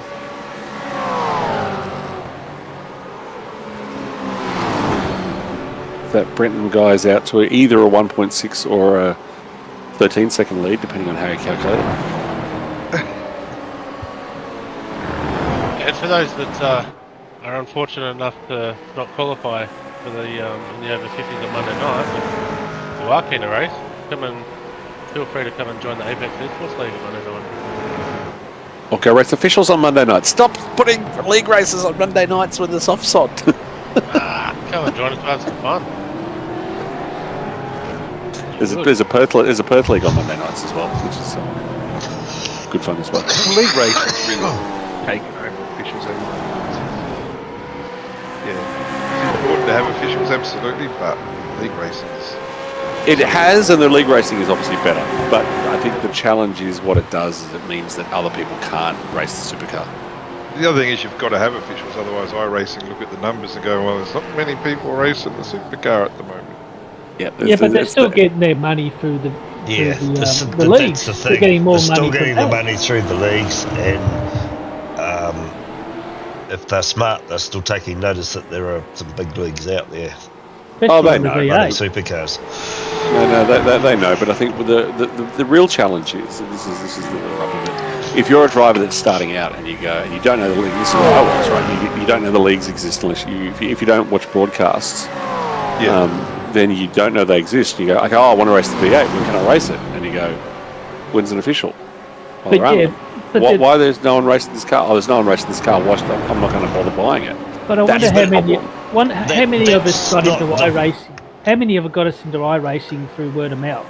I mean, that's so your neighbour. If you're like V8s or whatever, you say, "Oh, Jesus, V8's here." And if you got to get the V8s, you have to go up a couple of grades, and so you have to do and get the iRacing package before you even get to the V8s.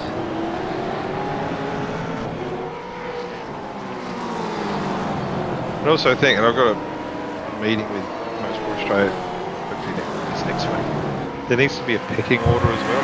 That's what we think anyway, as to how to progress, like where to start and where to try and have a go on times as well, which tries to encourage numbers. That's important. There's a lot of leagues going around, but we think when I say we, us within the Pro Series, I'm thinking there needs to be a progression. And something like Vets, they accommodate new drivers that haven't got much race time up their sleeve because you've got 4 splits. So not just that, Vets is sensational. You've got practice servers up every night. But I'm saying it's amazing. It's the Vets actually accommodate a whole wide range. You've got your fast guys and slow guys. So except that it's a private club, and it's a private club. But I mean, you can do officials and you can practice all week, and you can have 150 cars, but you could also have that one guy that takes you out. To be honest, it's not so much as that happens in any racing. I know. But but to be honest, it's not. Australia isn't the issue. To be honest, the real issue is Europe and America. Is that the iRacing guys in Europe and America don't get the opportunity. Yes, in Australia you can find a league and word of mouth. You'll find someone and you'll find somewhere to race, no problem. It's really Europe and America where someone's just like, yeah, I'd like to race this car, but I can't. Is what the problem is. Yeah, but that's a lot too. With, if you want to race the ovals and the dirts and all that, the American league, if you want to race against the big groups, you have to stay up as well if you're an Australian. Yeah, but I think when it comes to road, I'm just mindful we're about to. I've still got 8 laps to go. I thought we're about almost finished. The difference is that on the road side, if you look at like GT3s, right, any time of day there could be 8-10 splits. The Bathurst 12-hour, there was 10,000 people doing that race. So it's a drop in the ocean by comparison. Yeah, and but it's just trying to encourage more participation. I understand what you're saying, and I'm I do like officials, but I like them to either follow or come in front of Vets because I like to get the setup because I don't know how to set a car up, so then I could race it. Look, the V8 is really it's Australian loved and Australian born really, and so you're not going to get people in France that are going to go, oh geez, I love the V8s in the big groups. But you do. You get people in Europe that want to race them, especially like iRacing comes out the car, and you look to the forums that people will just be asking, is this series dead? I'm not going to buy the car if I can't race officials. Where's the officials? And then it's about trying to convince them. And the way that this is why Monday nights this is why I'm getting a bit precious about Monday nights is because the way that you guarantee that people can race the car is the soft time slots. And the soft time slots are known and they're published. And it's Monday night in Australia. It's Friday, Australian time. It's I think Friday lunchtime and Saturday lunchtime. Is the European and the US soft. The Americaners. Yep. Yeah. So they're known and published. And those are known as the 3 times where you can definitely always get a race and have it go official. Yeah, look. All I'm saying is that usually we used to race officials on a Sunday night or then a Monday night. You get your eye in on a Sunday night, you race officials on a Monday night. There's, as it says, there's the other league that Andrew was saying on a Monday night. Tuesday nights, there's leagues nearly every night. No, I know. And the way the calendar is designed with the way the timing of Vets and everything and the structure, which I know AJ is a very passionate believer in this. It's designed so that you can do your league races and then the final Monday is the soft race. So you finish your week with the soft race with all the practice that you've done on the Monday night, and then Tuesday it rolls over again. You start your practice. You have events on your Thursday. That's the way that it's structured. So that you can have your setup, do your practice under your belt, and you can be used to your soft on the Monday. And that way we're giving back to the official community, which ultimately there isn't an official community. There is no syndicate. No. But like I said, as far as I'm concerned, there's enough car racing in this league at the V8s to say, look, there's a big demand for it, so iRacing look after it. Oh, yeah, for sure. There's no question about that. And I am definitely the pot calling the kettle black here. Like I've personally done one official myself this season.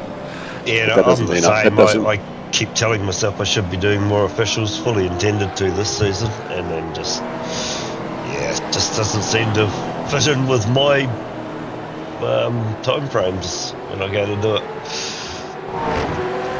Yeah, and everyone has their own circumstances. I think I might have done the first couple of rounds in the officials this season, and that's the first time I've done any for quite a while, but yeah, I just wasn't again. I think we were lucky that this launched during the Christmas break, and the numbers were off the chart for those first 2 or 3 weeks. And the number of people I had telling me, why isn't Bathurst in the calendar? Why are there... Oh my God, it was just nuts. And are those people that were complaining, are they still racing them? Nope. Yeah, look, yeah.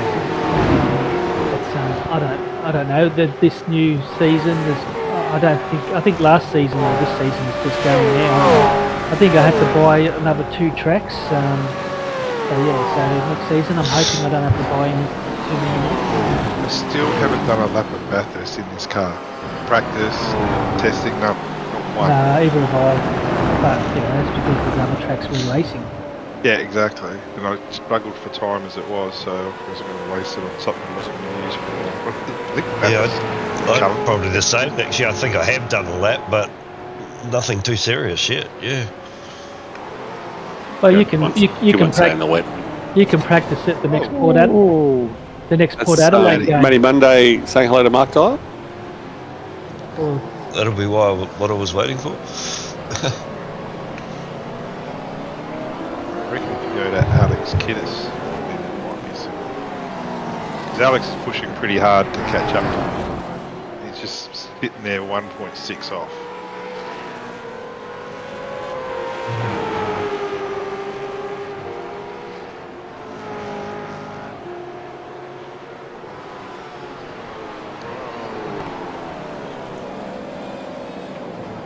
Andrew's come up to 3rd. My pleasure, Matthew.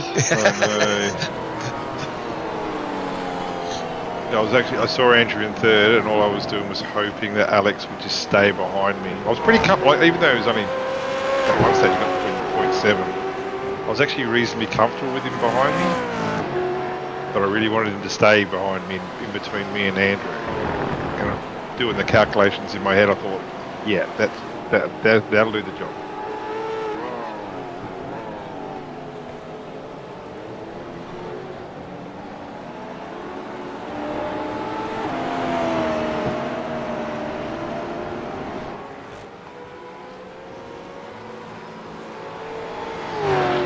And how are we all finding the new car now? I reckon I've adjusted well. Not adjusted well, but I've adjusted to it now.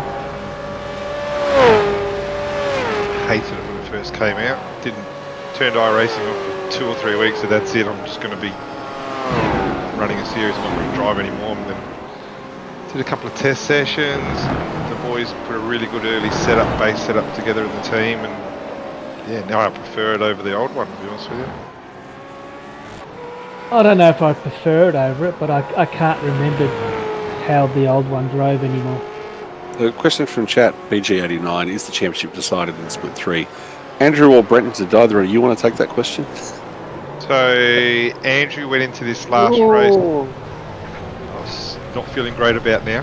Andrew went into this last race, correct from Andrew, 8 points ahead, about 8 points. Yep. So I had to find a way of gaining it, and because it was a no drop round all of a sudden as well, I had to find a way of gaining 8 points on Andrew. So first thing to do is to try and lead a lap, get pole position, lead the most amount of laps, and have a clean race, and then hopefully the result will work itself out. First, second, third, fourth, whatever. So, but right now I saw in my relative that I had 10 seconds behind me, so I wasn't worried about anyone catching me because I could switch right off. But it's more, Alex, hang in there. Just hang in there. So are you both 0x at this stage? Yeah. So what's the tally? So you're both 0x, you both led laps. Right now, got most, and hoping that Alex doesn't lead anymore. yeah, so right now I would be in front in the series. On Andrew being in P3, I think. And so we're just waiting for the safety car to come out, so Mr. Andrew Johnson can come through for the win. But then you'd also have with the Alex meant to be starting. So that does come up post-race, absolutely, yeah.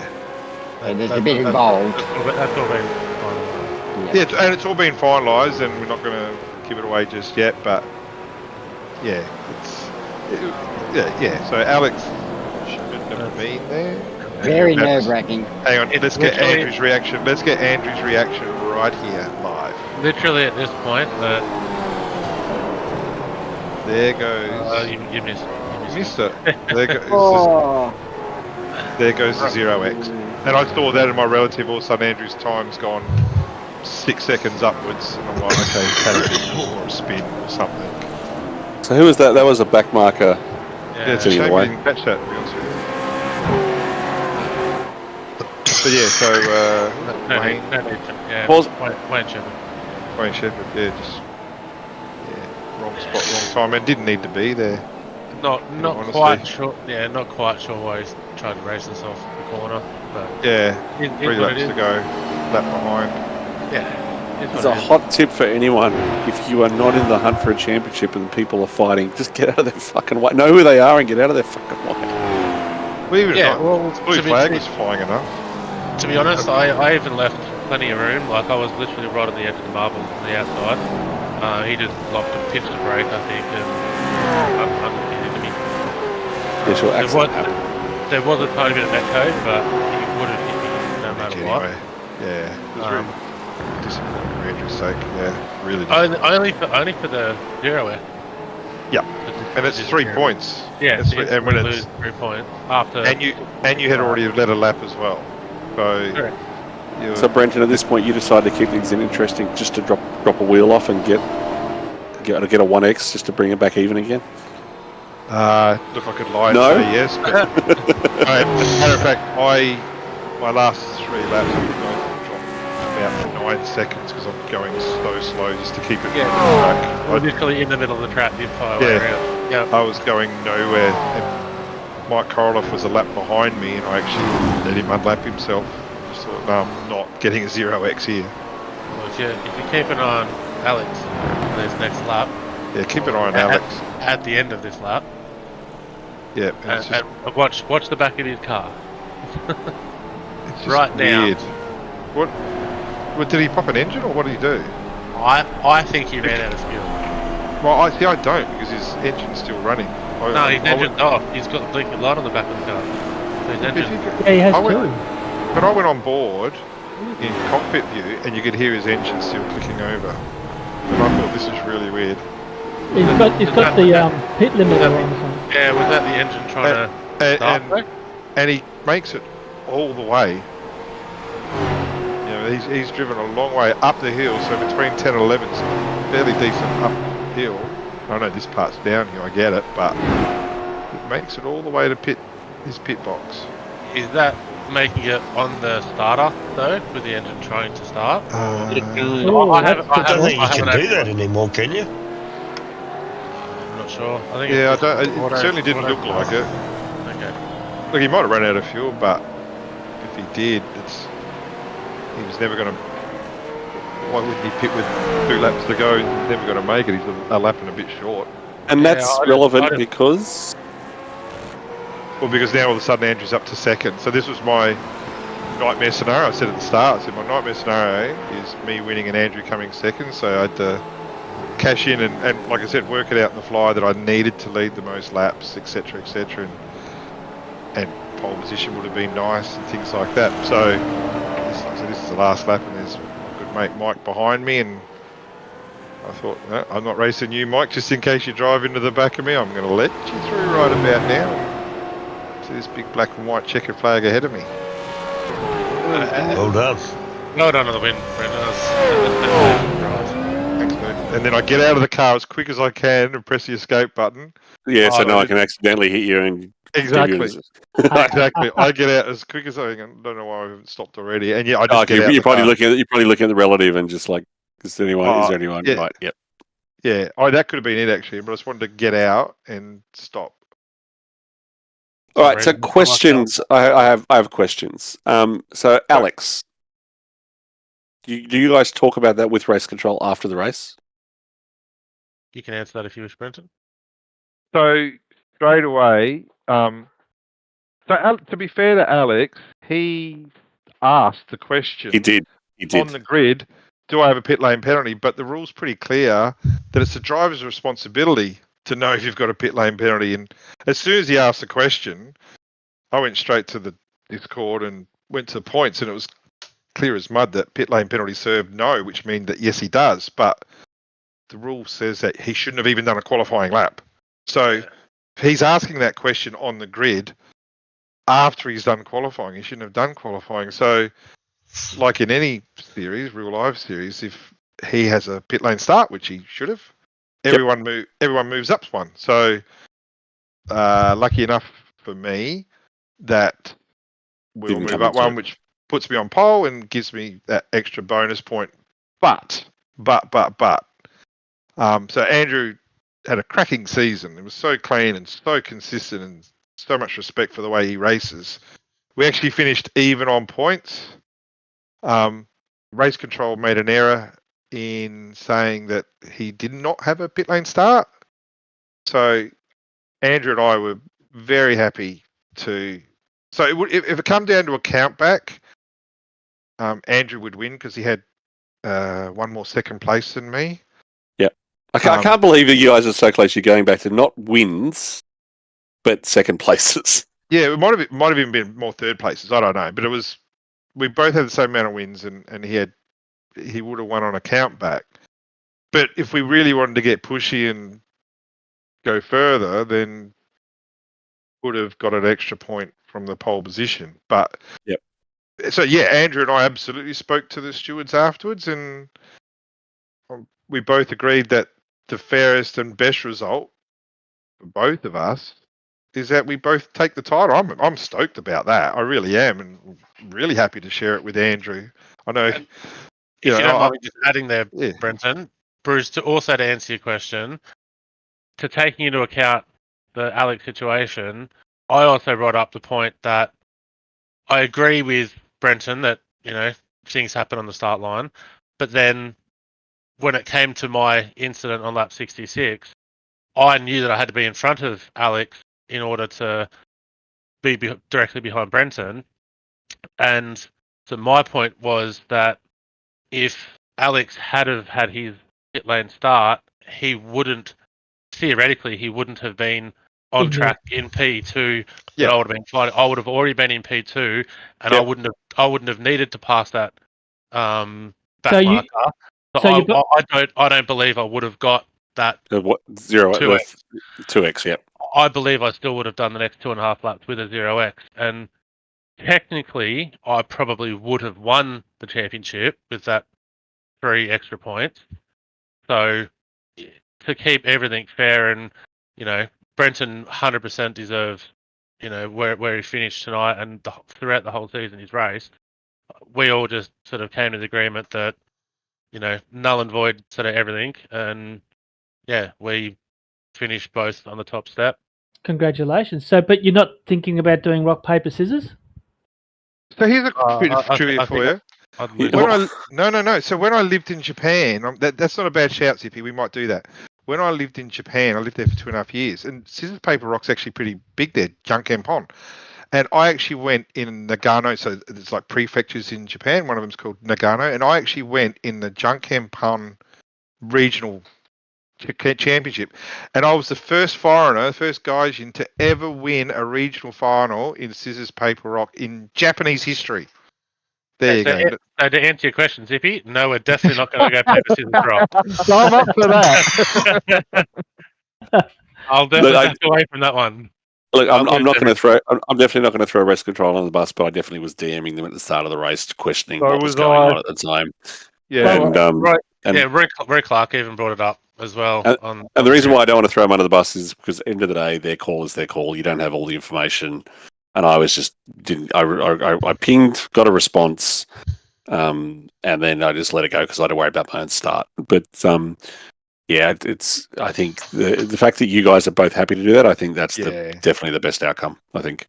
Well, to be honest, sorry, Zippy, but to be honest, for Brenton to be literally fighting for a championship up until this point with no wins to his name, just shows how consistent he has been throughout the season, and to then come through and win the last round, I believe he 100% deserves to stand on the top step. Yeah, No, I think Zippy. No, look, just as far as I'm concerned, congratulations on both of you for an awesome season. Yeah, it's how the committee will judge that at the end is up to the committee, not up to us. It's already done. Yeah, but Brenton, you've been the consistent driver in Split 3 all year. You have. That's exactly what Andrew said. And Andrew's had he's had a stellar season himself. He's made a name for himself, and how much he's improved since last season is astronomical. So, yeah, congratulations to both of you anyway. And I think one thing I love about this, that shows that consistency wins championships. And you basically don't if you have an opportunity that something might come off, don't send it. Just be consistent, and it'll pay off in the long run. Brenton definitely showed that at the start of the race with how conservative he was, and like going from P2 down to P4 or 5, I think he was. P6 I was. P6, just to preserve, not hitting anyone and preserving tyres and just race strategy. It's a big hats off to then also come through and use the strategy to his advantage and win by 10 seconds or 11 seconds. Does that mean Brian comes second or Brian come third? Brian third. Okay. You get 2 gold medals and a bronze. Yeah. Hey, look, he also had an awesome season as well. So yeah, he got unlucky at stand down, especially. He was right in it, but I think one of his monitors blacked out or something. So he went from P5 to P nowhere.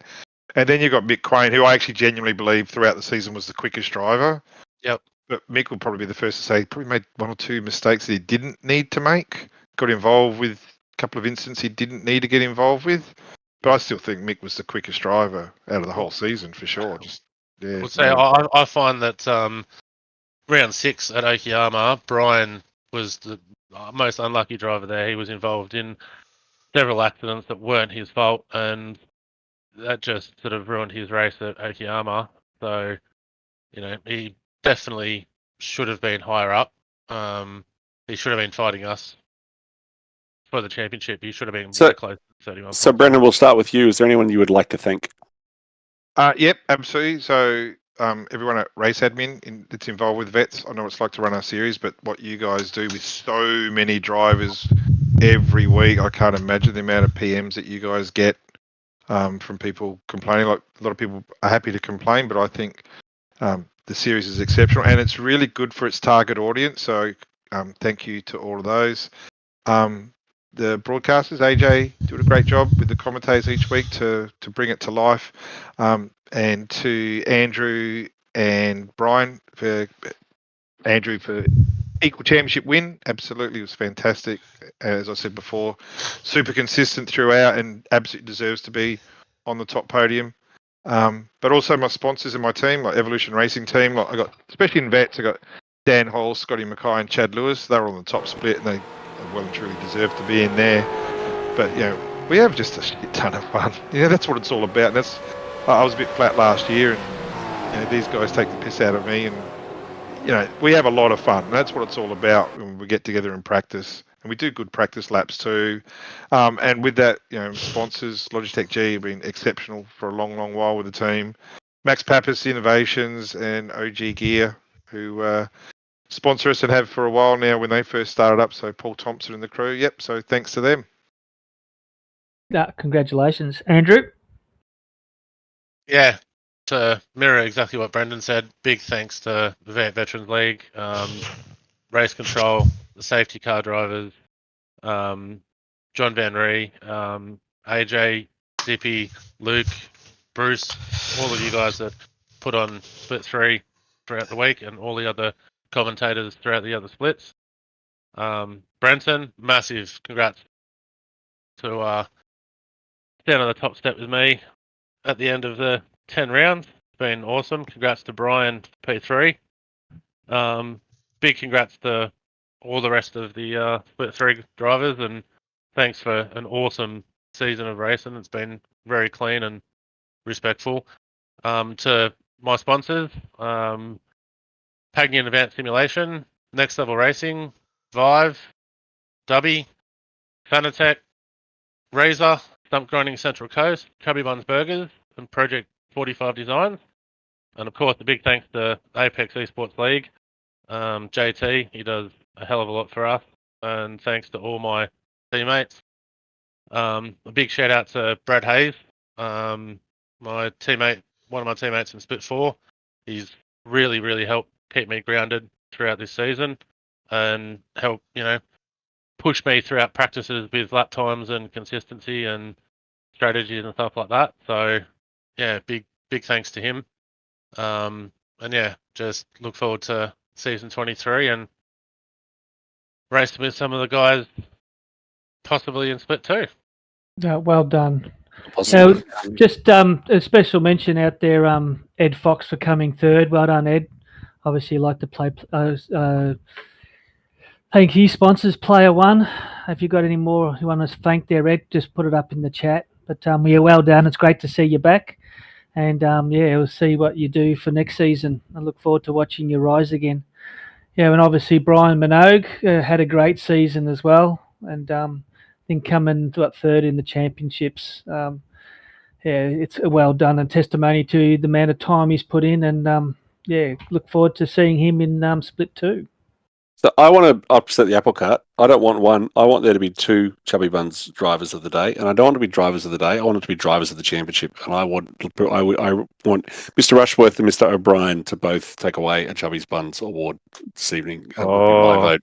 Yeah. That's better than a championship. There's a reason for that, because Scotty Mackay is the only one in ERT who hasn't won a Chubby, and we're actually going to get together in Sydney one day, Dan, myself, and Chad.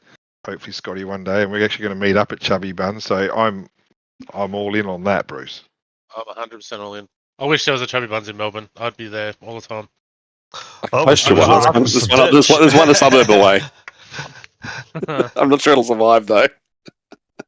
I'll meet you at Five Guys next week in Melbourne, Andrew. We'll have a burger straight after I finish work at the F1s. We'll catch up. That'd be awesome. For sure. I'll be up for that. Cool. So I assume everyone's in favour of that. Yeah, I'm going to go along with it. There you go. So Quick, find a shot with them both in it, taking each other out.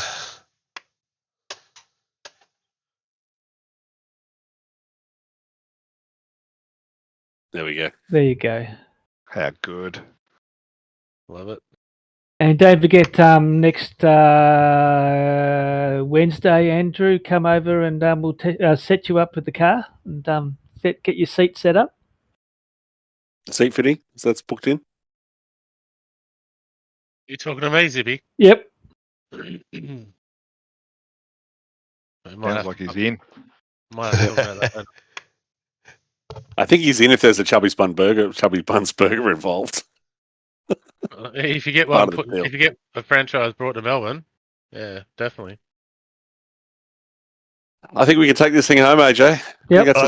I think we can. I'd just quickly like to thank everyone in the league as well. Admin, drivers, race control, all the other broadcasters. Yeah, it's just, I keep saying it, but there's a reason we're all here every week, and it's because it's a well-run league, and it just keeps getting better. So thanks to everyone. Thanks to sponsors, of course. Yeah.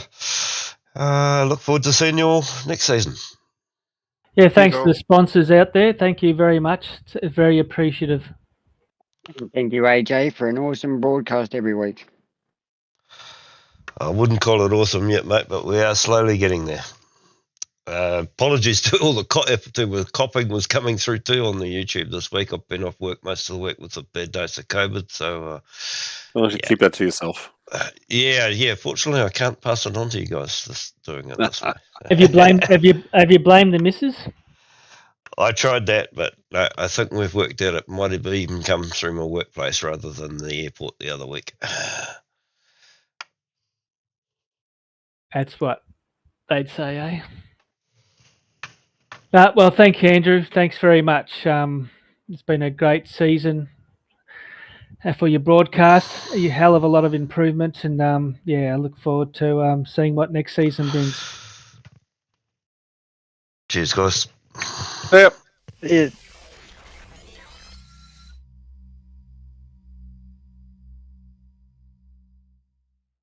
Well done, fellas.